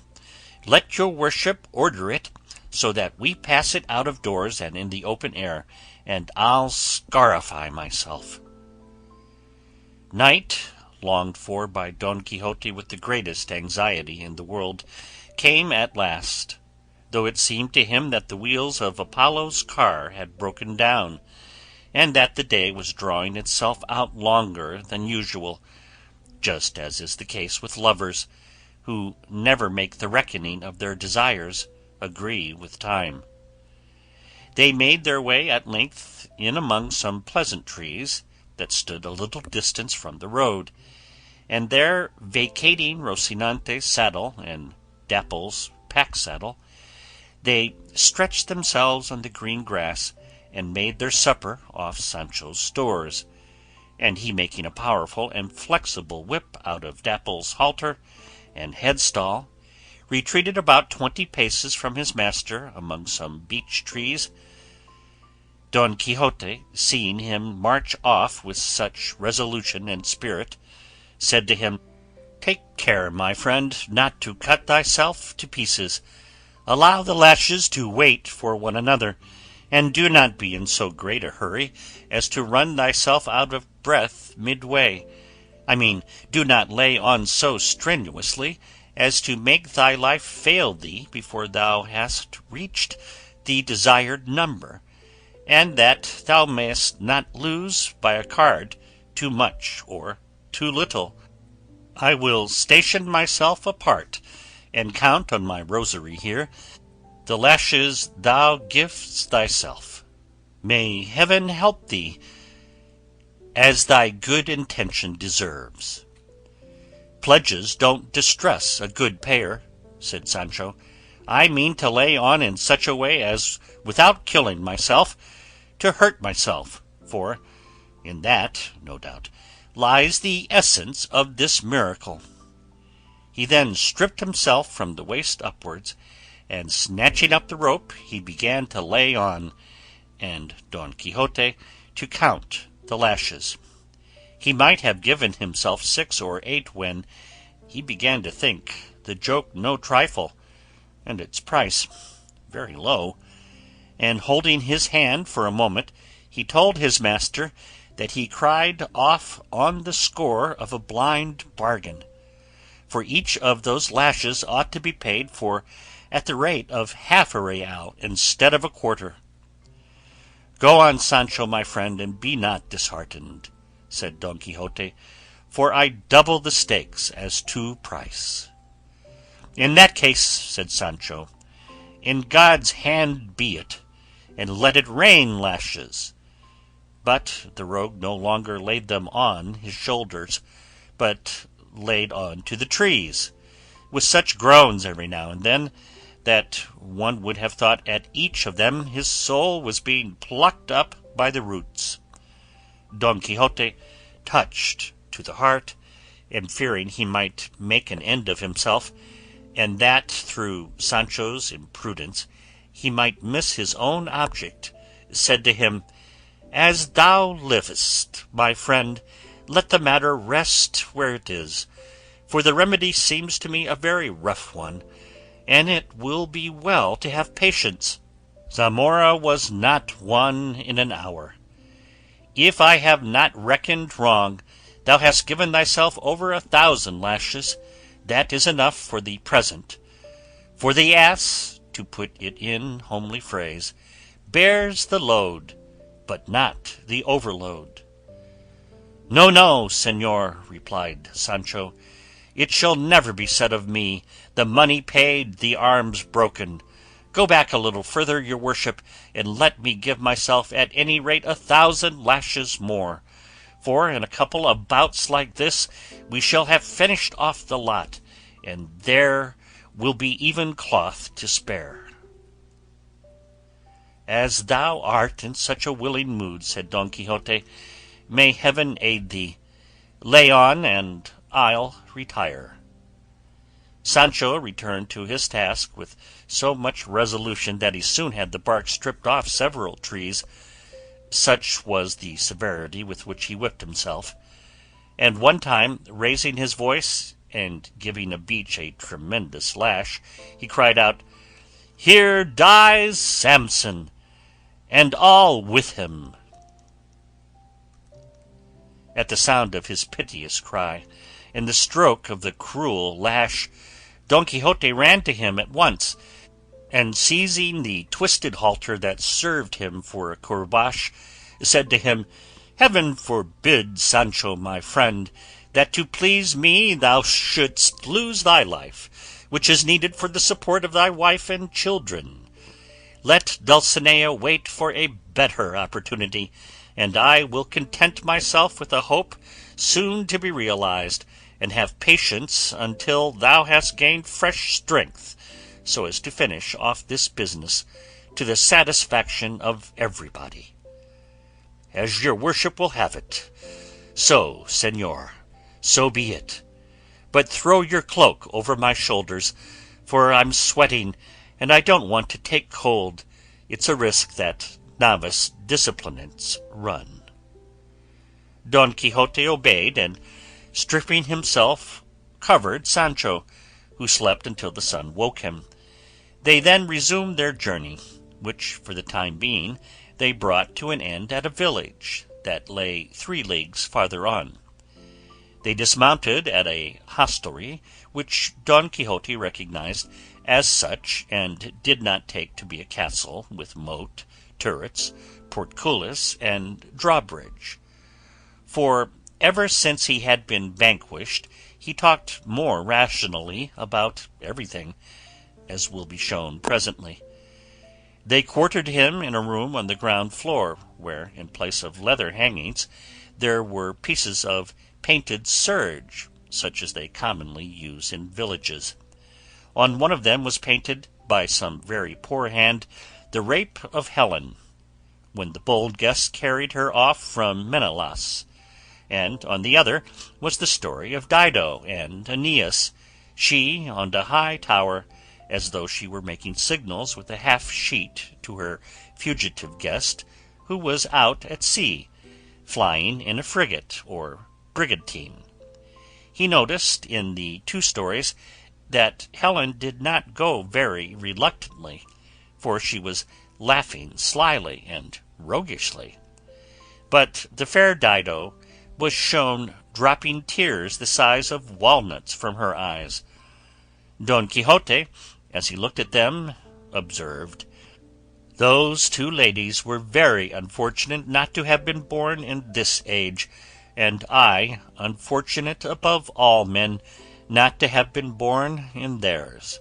Had I fallen in with those gentlemen, Troy would not have been burned, or Carthage destroyed, for it would have been only for me to slay Paris, and all these misfortunes would have been avoided."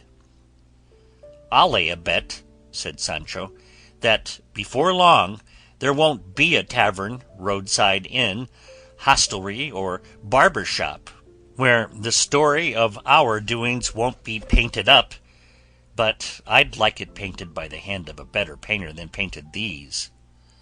"Thou art right, Sancho," said Don Quixote, "for this painter is like Orbaneja, a painter there was at Ubeda, who, when they asked him what he was painting, used to say, 'Whatever it may turn out,' and if he chanced to paint a cock, he would write under it, 'This is a cock,' for fear they might think it was a fox. The painter or writer, for it's all the same, who published the story of this new Don Quixote that has come out, must have been one of this sort, I think, Sancho, for he painted or wrote 'whatever it might turn out,' or Perhaps he was like a poet called Mauleon, that was about the court some years ago, who used to answer at haphazard whatever he was asked, and on one asking him what Deum de Deo meant, he replied, De donde diere. But putting this aside, tell me, Sancho, hast thou a mind to have another turn at thyself to-night, and wouldst thou rather have it indoors or in the open air? Egad, señor, said Sancho, for what I'm going to give myself, it comes all the same to me, whether it is in a house or in the fields. Still, I'd like it to be among trees, for I think they are company for me, and help me bear my pain wonderfully. And yet it must not be, Sancho my friend, said Don Quixote, but to enable thee to recover strength, we must keep it for our own village, for at the latest we shall get there the day after tomorrow. Sancho said he might do as he pleased, but that for his own part he would like to finish off the business quickly, before his blood cooled, and while he had an appetite, because in delay there is apt to be danger very often, and praying to God and plying the hammer, and one take was better than two, I'll give these, and a sparrow in the hand than a vulture on the wing. For God's sake, Sancho, no more proverbs, exclaimed Don Quixote. It seems to me thou art becoming sicut-erat again. Speak in a plain, simple, straightforward way, as I have often told thee, and thou wilt find the good of it. I don't know what bad luck it is of mine, argument to my mind. However, I mean to mend, said Sancho, but I can't utter a word without a proverb that is not as good as an argument to my mind. However, I mean to mend if I can. And so, for the present, the conversation ended. Chapter 72, of how Don Quixote and Sancho reached their village. All that day Don Quixote and Sancho remained in the village and inn, waiting for night, the one to finish off his task of scourging in the open country, the other to see it accomplished, for therein lay the accomplishment of his wishes. Meanwhile there arrived at the hostelry a traveller on horseback, with 3 or 4 servants, one of whom said to him, who appeared to be the master, Here, Señor Don Alvaro Tarfe, your worship may take your siesta to-day. The quarters seem clean and cool. When he heard this, Don Quixote said to Sancho, Look here, Sancho, on turning over the leaves of that book of the second part of my history, I think I came casually upon this name of Don Alvaro Tarfe. Very likely, said Sancho, we had better let him dismount, and by we can ask about it.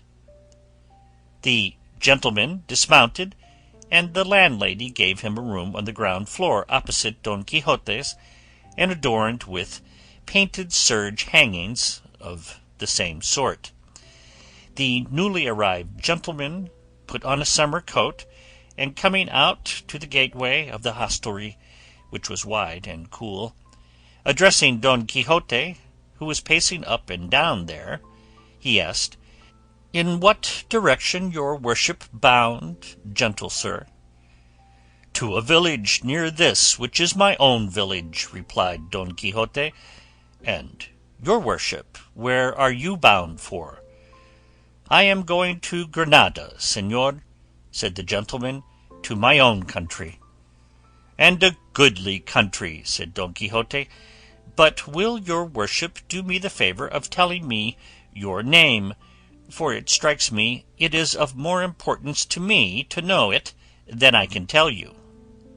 My name is Don Alvaro Tarfe, replied the traveller.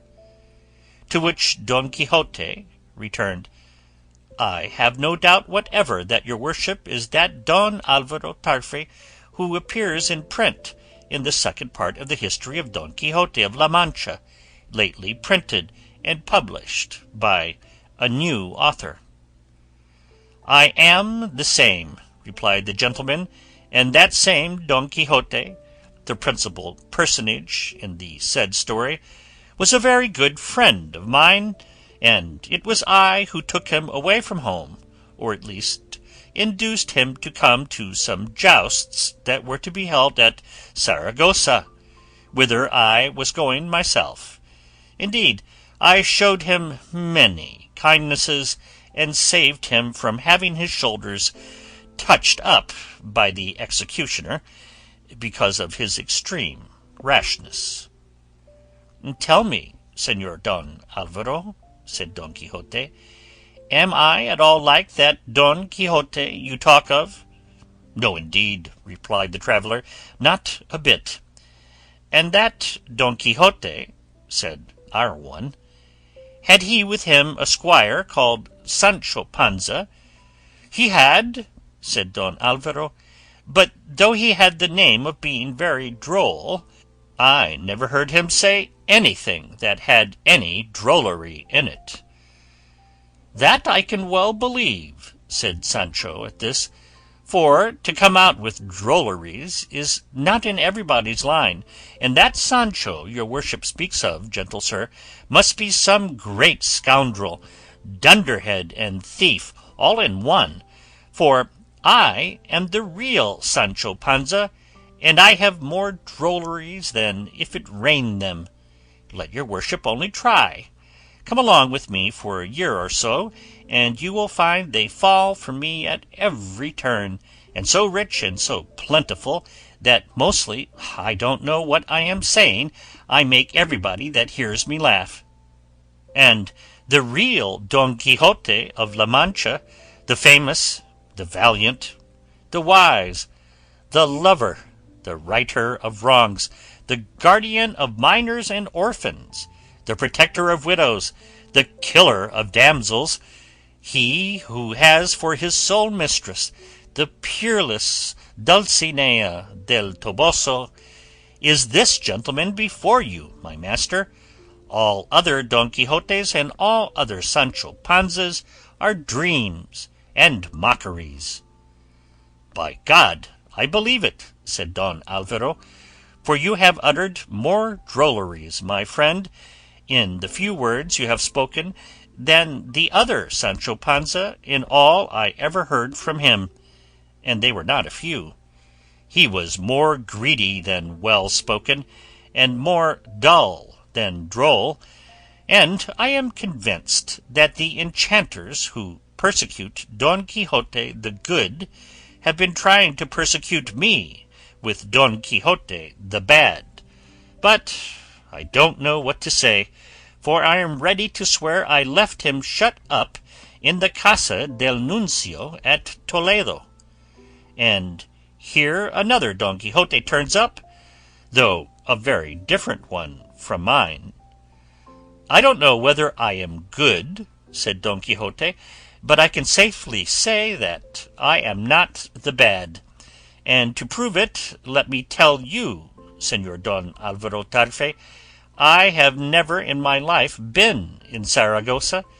So far from that, when it was told me that this imaginary Don Quixote had been present at the jousts in that city, I declined to enter it, in order to drag his falsehood before the face of the world.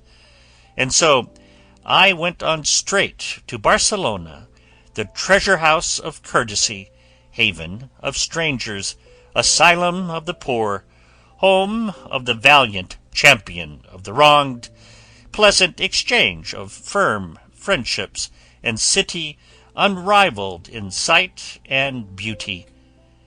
And though the adventures that befell me there are not by any means matters of enjoyment, but rather of regret, I do not regret them, simply because I have seen it. In a word, Señor Don Alvaro Tarfe, I am Don Quixote of La Mancha, the one that fame speaks of, and not the unlucky one that has attempted to usurp my name and deck himself out in my ideas. I entreat your worship, by your devoir as a gentleman, to be so good as to make a declaration before the alcalde of this village that you never in all your life saw me until now, and that neither am I the Don Quixote in print, in the second part, nor this Sancho Panza, my squire, the one your worship knew. That I will do most willingly, replied Don Alvaro, though it amazes me to find two Don Quixotes and two Sancho Panzas at once, as much alike in name as they differ in demeanour. And again I say and declare that what I saw I cannot have seen, and that what happened me cannot have happened. No doubt your worship is enchanted, like my lady Dulcinea del Toboso, said Sancho, and would to heaven your disenchantment rested on my giving myself another 3,000 and odd lashes like what I'm giving myself for her, for I'd lay them on without looking for anything. I don't understand that about the lashes, said Don Alvaro. Sancho replied that it was a long story to tell, but he would tell him if they happened to be going the same road. By this dinner time arrived, and Don Quixote and Don Alvaro dined together. The alcalde of the village came by chance into the inn together with a notary, and Don Quixote laid a petition before him, showing that it was requisite for his rights that Don Alvaro Tarfe, the gentleman there present, should make a declaration before him that he did not know Don Quixote of La Mancha, also there present, and that he was not the one that was in print in a history entitled Second Part of Don Quixote of La Mancha by one Avellaneda of Tordesillas. The alcalde finally put it in legal form, and the declaration was made with all the formalities required in such cases, at which Don Quixote and Sancho were in high delight, as if a declaration of the sort was of any great importance to them, and as if their words and deeds did not plainly show the difference between the two Don Quixotes and the two Sanchos. Many civilities and offers of service were exchanged by Don Alvaro and Don Quixote, in the course of which the great Manchegan displayed such good taste that he disabused Don Alvaro of the error he was under, and he on his part felt convinced he must have been enchanted, now that he had been brought in contact with two such opposite Don Quixotes. Evening came, they set out from the village, and after about half a league, two roads branched off, one leading to Don Quixote's village, the other road Don Alvaro was to follow. In this short interval Don Quixote told him of his unfortunate defeat, and of Dulcinea's enchantment and the remedy, all which threw Don Alvaro into fresh amazement, and embracing Don Quixote and Sancho, he went his way, and Don Quixote went his. That night he passed among trees again, in order to give Sancho an opportunity of working out his penance, which he did in the same fashion as the night before, at the expense of the bark of the beech trees much more than of his back, of which he took such good care that the lashes would not have knocked off a fly had there been one there. The duped Don Quixote did not miss a single stroke of the count, and he found that, together with those of the night before, they made up 3,029. The sun apparently had got up early to witness the sacrifice, and with his light they resumed their journey, discussing the deception practised on Don Alvaro, and saying how well done it was to have taken his declaration before a magistrate in such an unimpeachable form. That day and night they travelled on, nor did anything worth mention happen them, unless it was that in the course of the night Sancho finished off his task, whereat Don Quixote was beyond measure joyful. He watched for daylight, to see if along the road he should fall in with his already disenchanted lady Dulcinea, and as he pursued his journey there was no woman he met that he did not go up to see if she was Dulcinea del Toboso, as he held it absolutely certain that Merlin's promises could not lie.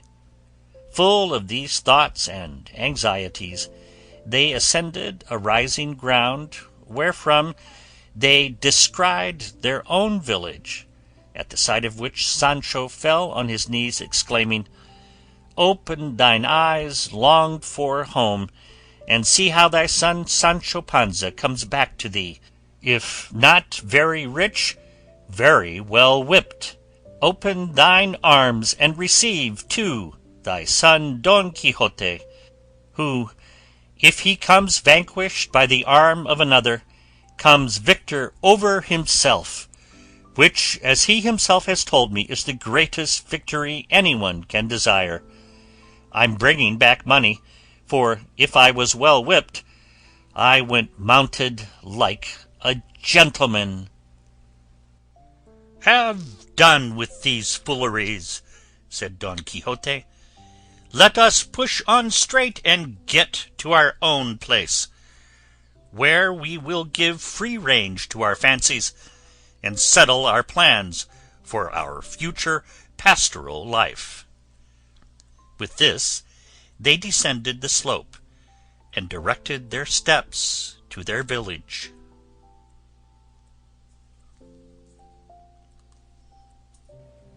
End of Section 40. Chapters 73 and 74 of Don Quixote, Volume 2. Chapters 73 and 74. Chapter 73. Of the omens Don Quixote had as he entered his own village, and other incidents that embellish and give a colour to this great history. At the entrance of the village, so says Cid Hamete, Don Quixote saw two boys quarrelling on the village threshing floor, one of whom said to the other, "Take it easy, Periquillo. Thou shalt never see it again as long as thou livest." Don Quixote heard this, and said he to Sancho, "Dost thou not mark, friend, what that boy said? Thou shalt never see it again as long as thou livest." "Well," said Sancho, "what does it matter if the boy said so?" "What!" said Don Quixote, "dost thou not see that, applied to the object of my desires, the words mean that I am never to see Dulcinea more?" Sancho was about to answer, when his attention was diverted by seeing a hare come flying across the plain, pursued by several greyhounds and sportsmen. In its terror it ran to take shelter and hide itself under Dapple. Sancho caught it alive and presented it to Don Quixote, who was saying, "Malum signum, malum signum. A hare flies, greyhounds chase it, Dulcinea appears not." "Your worship's a strange man," said Sancho. "Let's take it for granted that this hare is Dulcinea, and these greyhounds chasing it the malignant enchanters who turned her into a country wench. She flies, and I catch her, and put her into your worship's hands, and you hold her in your arms and cherish her. What bad sign is that? Or what ill omen is to be found here?" The two boys who had been quarrelling came over to look at the hare, and Sancho asked one of them what their quarrel was about. He was answered by the one who had said, "Thou shalt never see it again as long as thou livest," that he had taken a cage full of crickets from the other boy, and did not mean to give it back to him as long as he lived.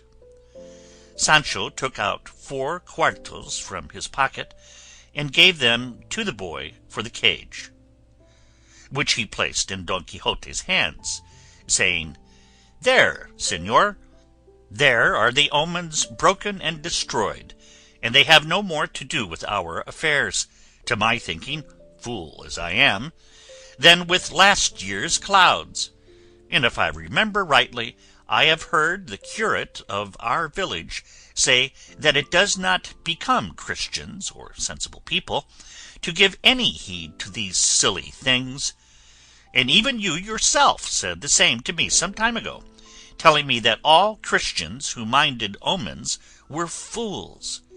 But there's no need of making words about it. Let us push on and go into our village." The sportsmen came up and asked for their hare, which Don Quixote gave them. They then went on, and upon the green at the entrance of the town they came upon the curate and the bachelor Samson Carrasco, busy with their breviaries. It should be mentioned that Sancho had thrown, by way of a sumpter cloth, over Dapple, and over the bundle of armour, the buckram robe painted with flames, which they had put upon him at the duke's castle, the night Altisidora came back to life. He had also fixed the mitre on Dapple's head, the oddest transformation and decoration that ever ass in the world underwent. They were at once recognized by both the curate and the bachelor, who came towards them with open arms. Don Quixote dismounted and received them with a close embrace, and the boys, who are lynxes that nothing escapes, spied out the ass's mitre and came running to see it, calling out to one another, "Come here, boys, and see Sancho Panza's ass figged out finer than Mingo, and Don Quixote's beast leaner than ever." So at length, with the boys capering around them, and accompanied by the curate and the bachelor, they made their entrance into the town, and proceeded to Don Quixote's house, at the door of which they found his housekeeper and niece, whom the news of his arrival had already reached. It had been brought to Teresa Panza, Sancho's wife, as well, and she, with her hair all loose and half naked, dragging Sanchica, her daughter, by the hand, ran out to meet her husband, but seeing him coming in by no means as good case as she thought a governor ought to be, she said to him, "How is it you come this way, husband? It seems to me you come tramping and footsore, and looking more like a disorderly vagabond than a governor." "Hold your tongue, Teresa," said Sancho. "Often where there are pegs there are no flitches. Let's go into the house, and there you'll hear strange things. I bring money, and that's the main thing, got by my own industry without wronging anybody." "You bring the money, my good husband," said Teresa, "and no matter whether it was got this way or that, for however you may have got it, you'll not have brought any new practice into the world."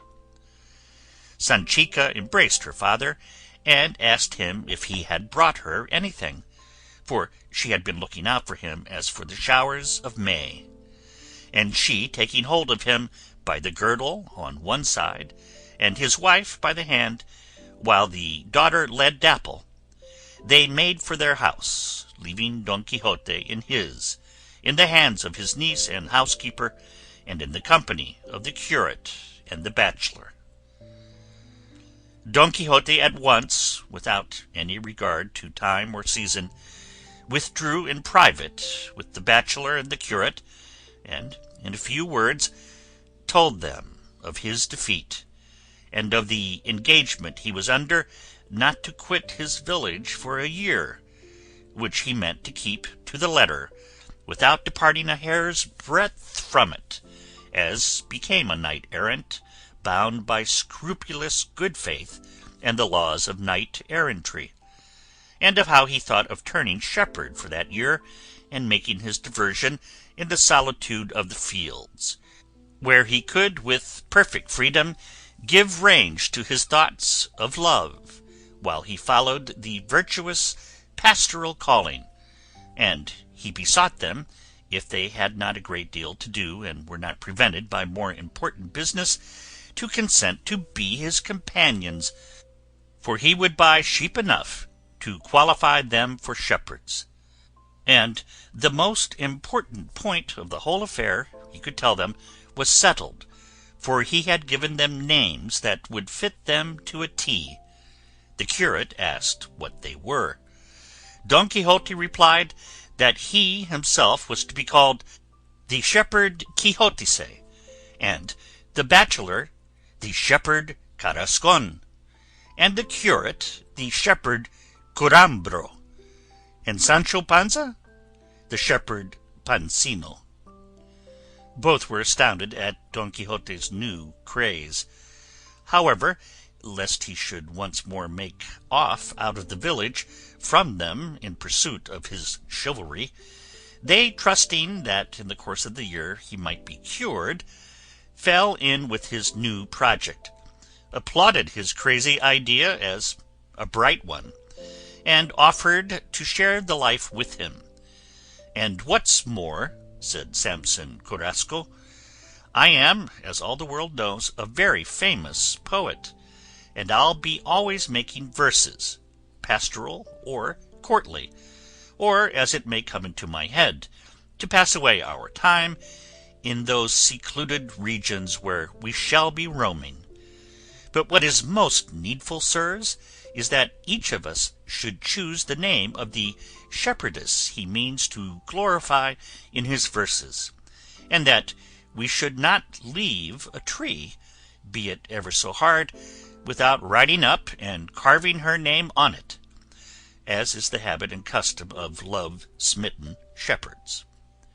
"That's the very thing," said Don Quixote, "though I am relieved from looking for the name of an imaginary shepherdess, for there's the peerless Dulcinea del Toboso, the glory of these brooksides, the ornament of these meadows, the mainstay of beauty, the cream of all the graces, and, in a word, the being to whom all praise is appropriate, be it ever so hyperbolical."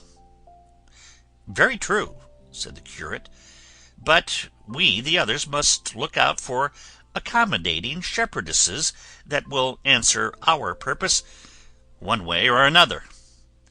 And," added Samson Carrasco, "if they fail us, we can call them by the names of the ones in print that the world is filled with: Filides, Amarilises, Dianas, Fleridas, Galateas, Belisardas. For as they sell them in the market-places, we may fairly buy them and make them our own.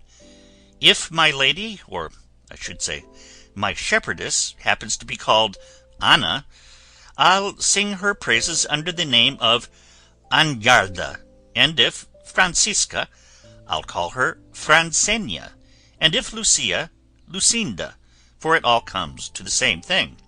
And Sancho Panza, if he joins this fraternity, may glorify his wife Teresa Panza as Teresaina."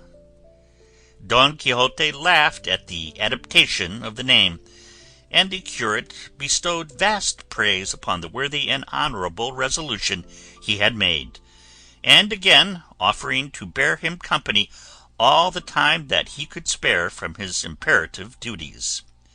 And so they took their leave of him, recommending and beseeching him to take care of his health, and treat himself to a suitable diet. It so happened his niece and the housekeeper overheard all the three of them said, and as soon as they were gone, they both of them came in to Don Quixote, and said the niece, "What's this, uncle, now that we were thinking you had come back to stay at home and lead a quiet and respectable life there, are you going to get into fresh entanglements, and turn young shepherd, thou that comest here, young shepherd, going there? Nay, indeed, the straw is too hard now to make pipes of. And, added the housekeeper, will your worship be able to bear out in the fields the heats of summer, and the chills of winter, and the howling of the wolves? Not you, for that's a life and a business for hardy men, bred and seasoned to such work almost from the time they were in swaddling clothes. Why, to make choice of evils, it's better to be a knight-errant than a shepherd. Look here, señor, take my advice, and I'm not giving it to you full of bread and wine, but fasting, and with 50 years upon my head. Stay at home, look after your affairs, go often to confession, be good to the poor, and upon my soul be it, any evil comes to you. Hold your peace, my daughters, said Don Quixote. I know very well what my duty is. Help me to bed, for I don't feel very well, and rest assured that, knight-errant now or wandering shepherd to be, I shall never fail to have a care for your interests, as you will see in the end. And the good wenches, for that they undoubtedly were, the housekeeper and niece, helped him to bed, where they gave him something to eat, and made him as comfortable as possible. Chapter 74. Of how Don Quixote fell sick, and of the will he made, and how he died.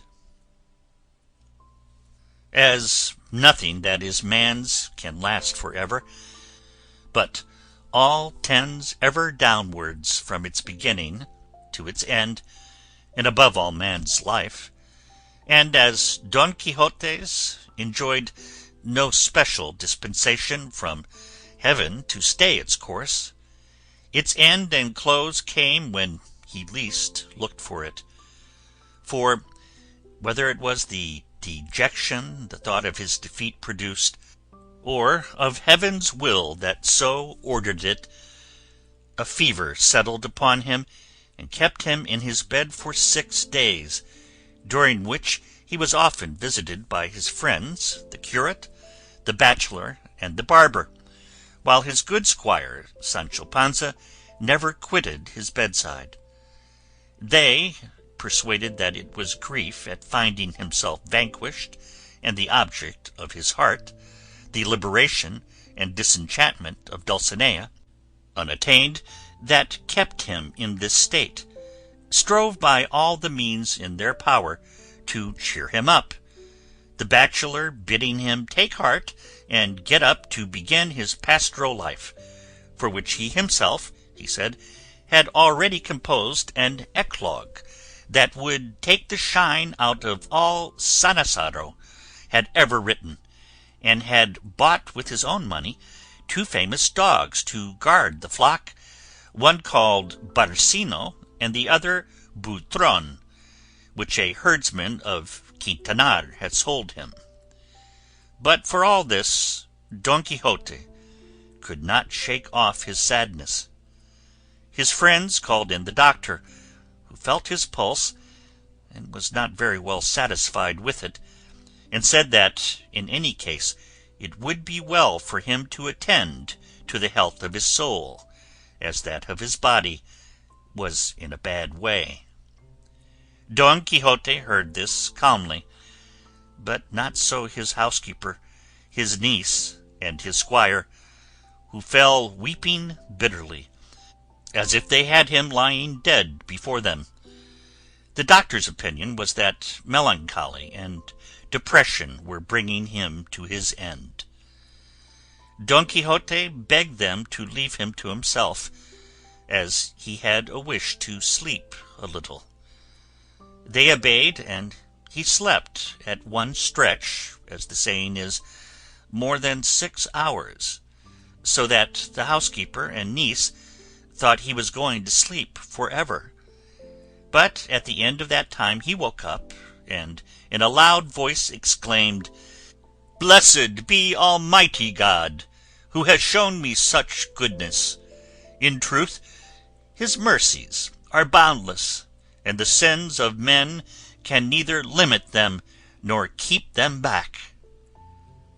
The niece listened with attention to her uncle's words, and they struck her as more coherent than what usually fell from him, at least during his illness, so she asked, "What are you saying, señor?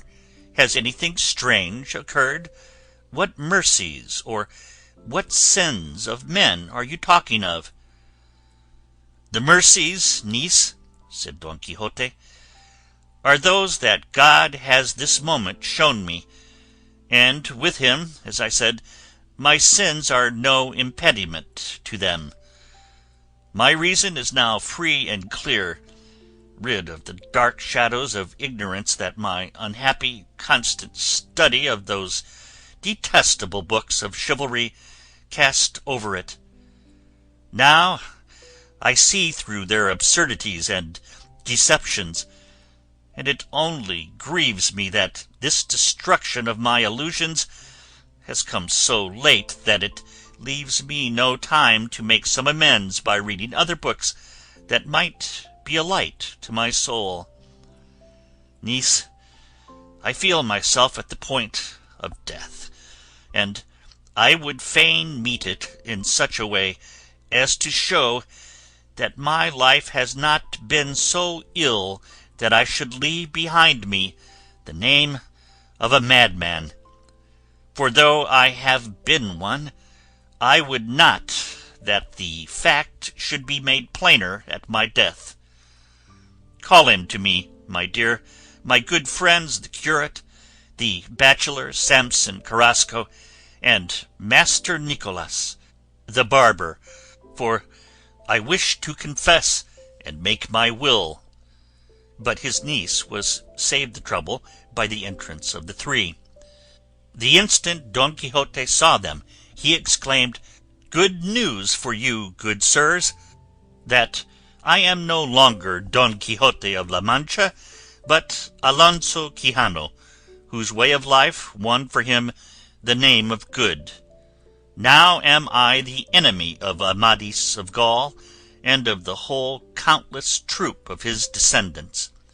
Odious to me now are all the profane stories of knight-errantry. Now I perceive my folly, and the peril into which reading them brought me. Now, by God's mercy schooled into my right senses, I loathe them." When the three heard him speak in this way, they had no doubt whatever that some new craze had taken possession of him, and said Samson, "What, Señor Don Quixote, now that we have intelligence of the lady Dulcinea being disenchanted, are you taking this line? Now, just as we are on the point of becoming shepherds, to pass our lives singing, like princes, are you thinking of turning hermit? Hush, for heaven's sake! Be rational, and let's have no more nonsense." "All that nonsense," said Don Quixote, "that until now has been a reality to my hurt, my death will, with heaven's help, turn to my good. I feel, sirs, that I am rapidly drawing near death. A truce to jesting. Let me have a confessor to confess me, and a notary to make my will, for in extremities like this man must not trifle with his soul, and while the curate is confessing me, let someone, I beg, go for the notary." They looked at one another, wondering at Don Quixote's words, but, though uncertain, they were inclined to believe him, and one of the signs by which they came to the conclusion he was dying was this so sudden and complete return to his senses after having been mad? For to the words already quoted he added much more, so well expressed, so devout, and so rational, as to banish all doubt and convince them that he was sound of mind. The curate turned them all out, and left alone with him, confessed him. The bachelor went for the notary, and returned shortly afterwards with him and with Sancho, who, having already learned from the bachelor the condition his master was in, and finding the housekeeper and niece weeping, began to blubber and shed tears. The confession over, the curate came out, saying, Alonso Quijano the Good is indeed dying, and is indeed in his right mind. We may now go in to him while he makes his will. This news gave a tremendous impulse to the brimming eyes of the housekeeper, niece, and Sancho Panza, his good squire, making the tears burst from their eyes and a host of sighs from their hearts. For, of a truth, as has been said more than once, whether as plain Alonso Quijano the Good, or as Don Quixote of La Mancha, Don Quixote was always of a gentle disposition, and kindly in all his ways, and hence he was beloved, not only by those of his own house, but by all who knew him. The notary came in with the rest, and as soon as the preamble had been set out, and Don Quixote had commended his soul to God with all the devout formalities that are usual, coming to the bequests, he said, Item, it is my will that, touching certain moneys in the hands of Sancho Panza, whom in my madness I made my squire, inasmuch as between him and me there have been certain accounts and debits and credits, no claim be made against him, nor any account demanded of him in respect of them, but that if anything remain over and above, after he has paid himself what I owe him, the balance, which will be but little, shall be his, and much good may it do him. And if, as when I was mad, I had a share in giving him the government of an island, so now that I am in my senses, I could give him that of a kingdom, it should be his, for the simplicity of his character and the fidelity of his conduct deserve it. And then, turning to Sancho, he said, Forgive me, my friend, that I led thee to seem as mad as myself, making thee fall into the same error I myself fell into, that there were and still are knights-errant in the world. Ah, said Sancho, weeping, don't die, master, but take my advice and live many years, for the foolishest thing a man can do in this life is to let himself die without rhyme or reason, without anybody killing him, or any hands but melancholy's making an end of him. Come, don't be lazy, but get up from your bed and let us take to the fields in shepherd's trim, as we agreed. Perhaps behind some bush we shall find the lady Dulcinea disenchanted, as fine can be. If it be that you are dying of vexation at having been vanquished, lay the blame on me, and say you were overthrown because I had girthed Rocinante badly. Besides, you must have seen in your books of chivalry that it is a common thing for knights to upset one another, and for him who is conquered today to be conqueror tomorrow. Very true, said Samson, and good Sancho Panza's view of these cases is quite right. Sirs, not so fast, said Don Quixote. In last year's nests there are no birds this year. I was mad, now I am in my senses. I was Don Quixote of La Mancha, I am now, as I said, Alonso Quijano the Good, and may my repentance and sincerity restore me to the esteem you used to have for me. And now let Master Notary proceed. Item: I leave all my property absolutely to Antonia Quijana, my niece, here present, after all has been deducted from the most available portion of it that may be required to satisfy the bequests I have made. And the first disbursement I desire to be made is the payment of the wages I owe for the time my housekeeper has served me, with 20 ducats over and above for a gown. The curate and the bachelor Samson Carrasco, now present, I appoint my executors. Item: it is my wish that if Antonia Quijana, my niece, desires to marry, she shall marry a man of whom it shall be first of all ascertained, by information taken, that he does not know what books of chivalry are, and if it should be proved that he does, and if in spite of this my niece insists upon marrying him, and does marry him, then that she shall forfeit the whole of what I have left her, which my executors shall devote to works of charity as they please.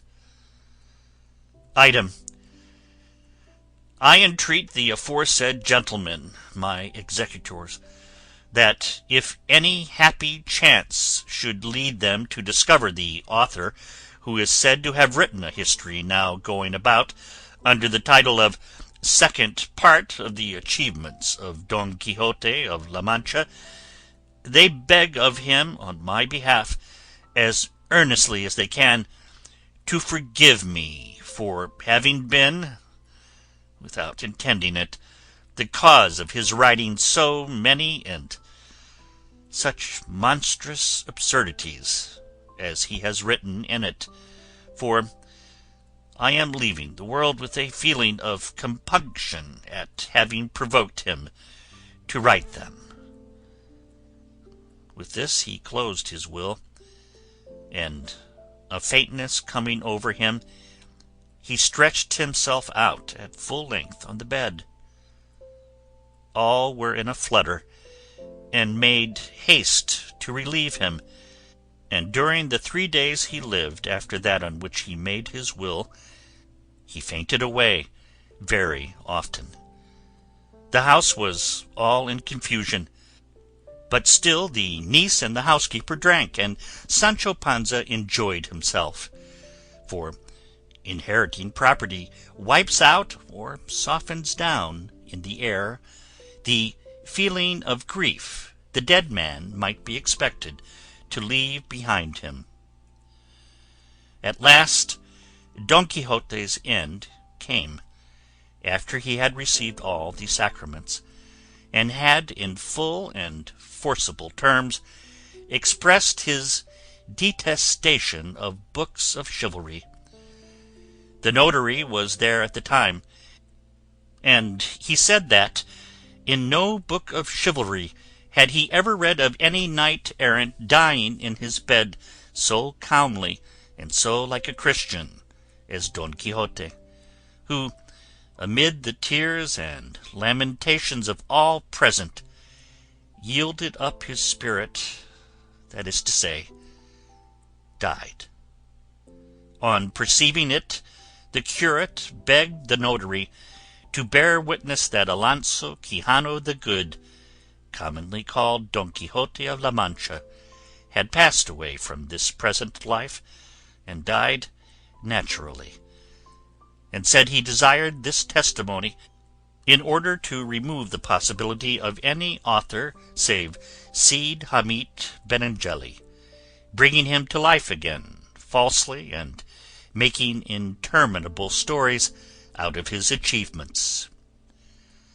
Such was the end of the ingenious gentleman of La Mancha, whose village Cide Hamete would not indicate precisely, in order to leave all the towns and villages of La Mancha to contend among themselves for the right to adopt him and claim him as a son, as the 7 cities of Greece contended for Homer. The lamentations of Sancho and the niece and the housekeeper are omitted here, as well as the new epitaphs upon his tomb. Samson Carrasco, however, put the following lines: "A doughty gentleman lies here, a stranger all his life to fear, nor in his death could death prevail in that last hour to make him quail. He for the world but little cared, and at his feats the world was scared. A crazy man his life he passed, but in his senses died at last." And said most sage Cide Hamete to his pen, "Rest here, hung up by this brass wire, upon the shelf, O my pen. Whether of skilful make or clumsy cut I know not. Here shalt thou remain long ages hence, unless presumptuous or malignant storytellers take thee down to profane thee. But ere they touch thee warn them, and, as best thou canst, say to them, Hold off, ye weaklings, hold your hands, adventure it let none, for this emprise, my lord the king, was meant for me alone." For me alone was Don Quixote born, and I for him. It was his to act, mine to write. We two together make but one, notwithstanding and in spite of that pretended Tordesillas writer, who has ventured or would venture with his great, coarse, ill-trimmed ostrich quill to write the achievements of my valiant knight. No burden for his shoulders, nor subject for his frozen wit. If perchance thou shouldst come to know him, thou shalt warn to leave at rest where they lie the weary, mouldering bones of Don Quixote, and not to attempt to carry him off, in opposition to all the privileges of death, to old Castile, making him rise from the grave where, in reality and truth, he lies stretched at full length, powerless to make any third expedition or new sally.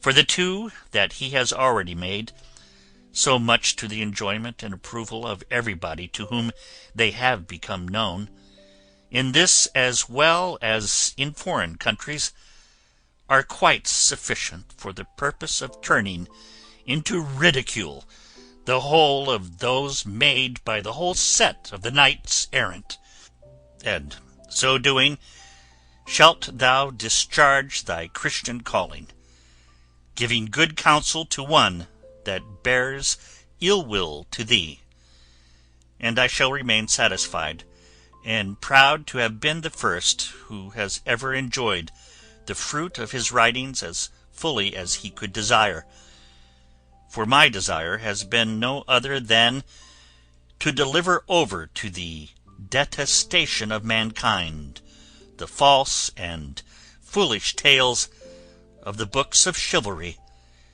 which, thanks to that of my true Don Quixote, are even now tottering, and doubtless doomed to fall forever.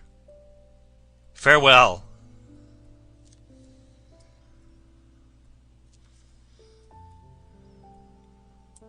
End of chapters 73 and 74, and end of Don Quixote, Volume 2.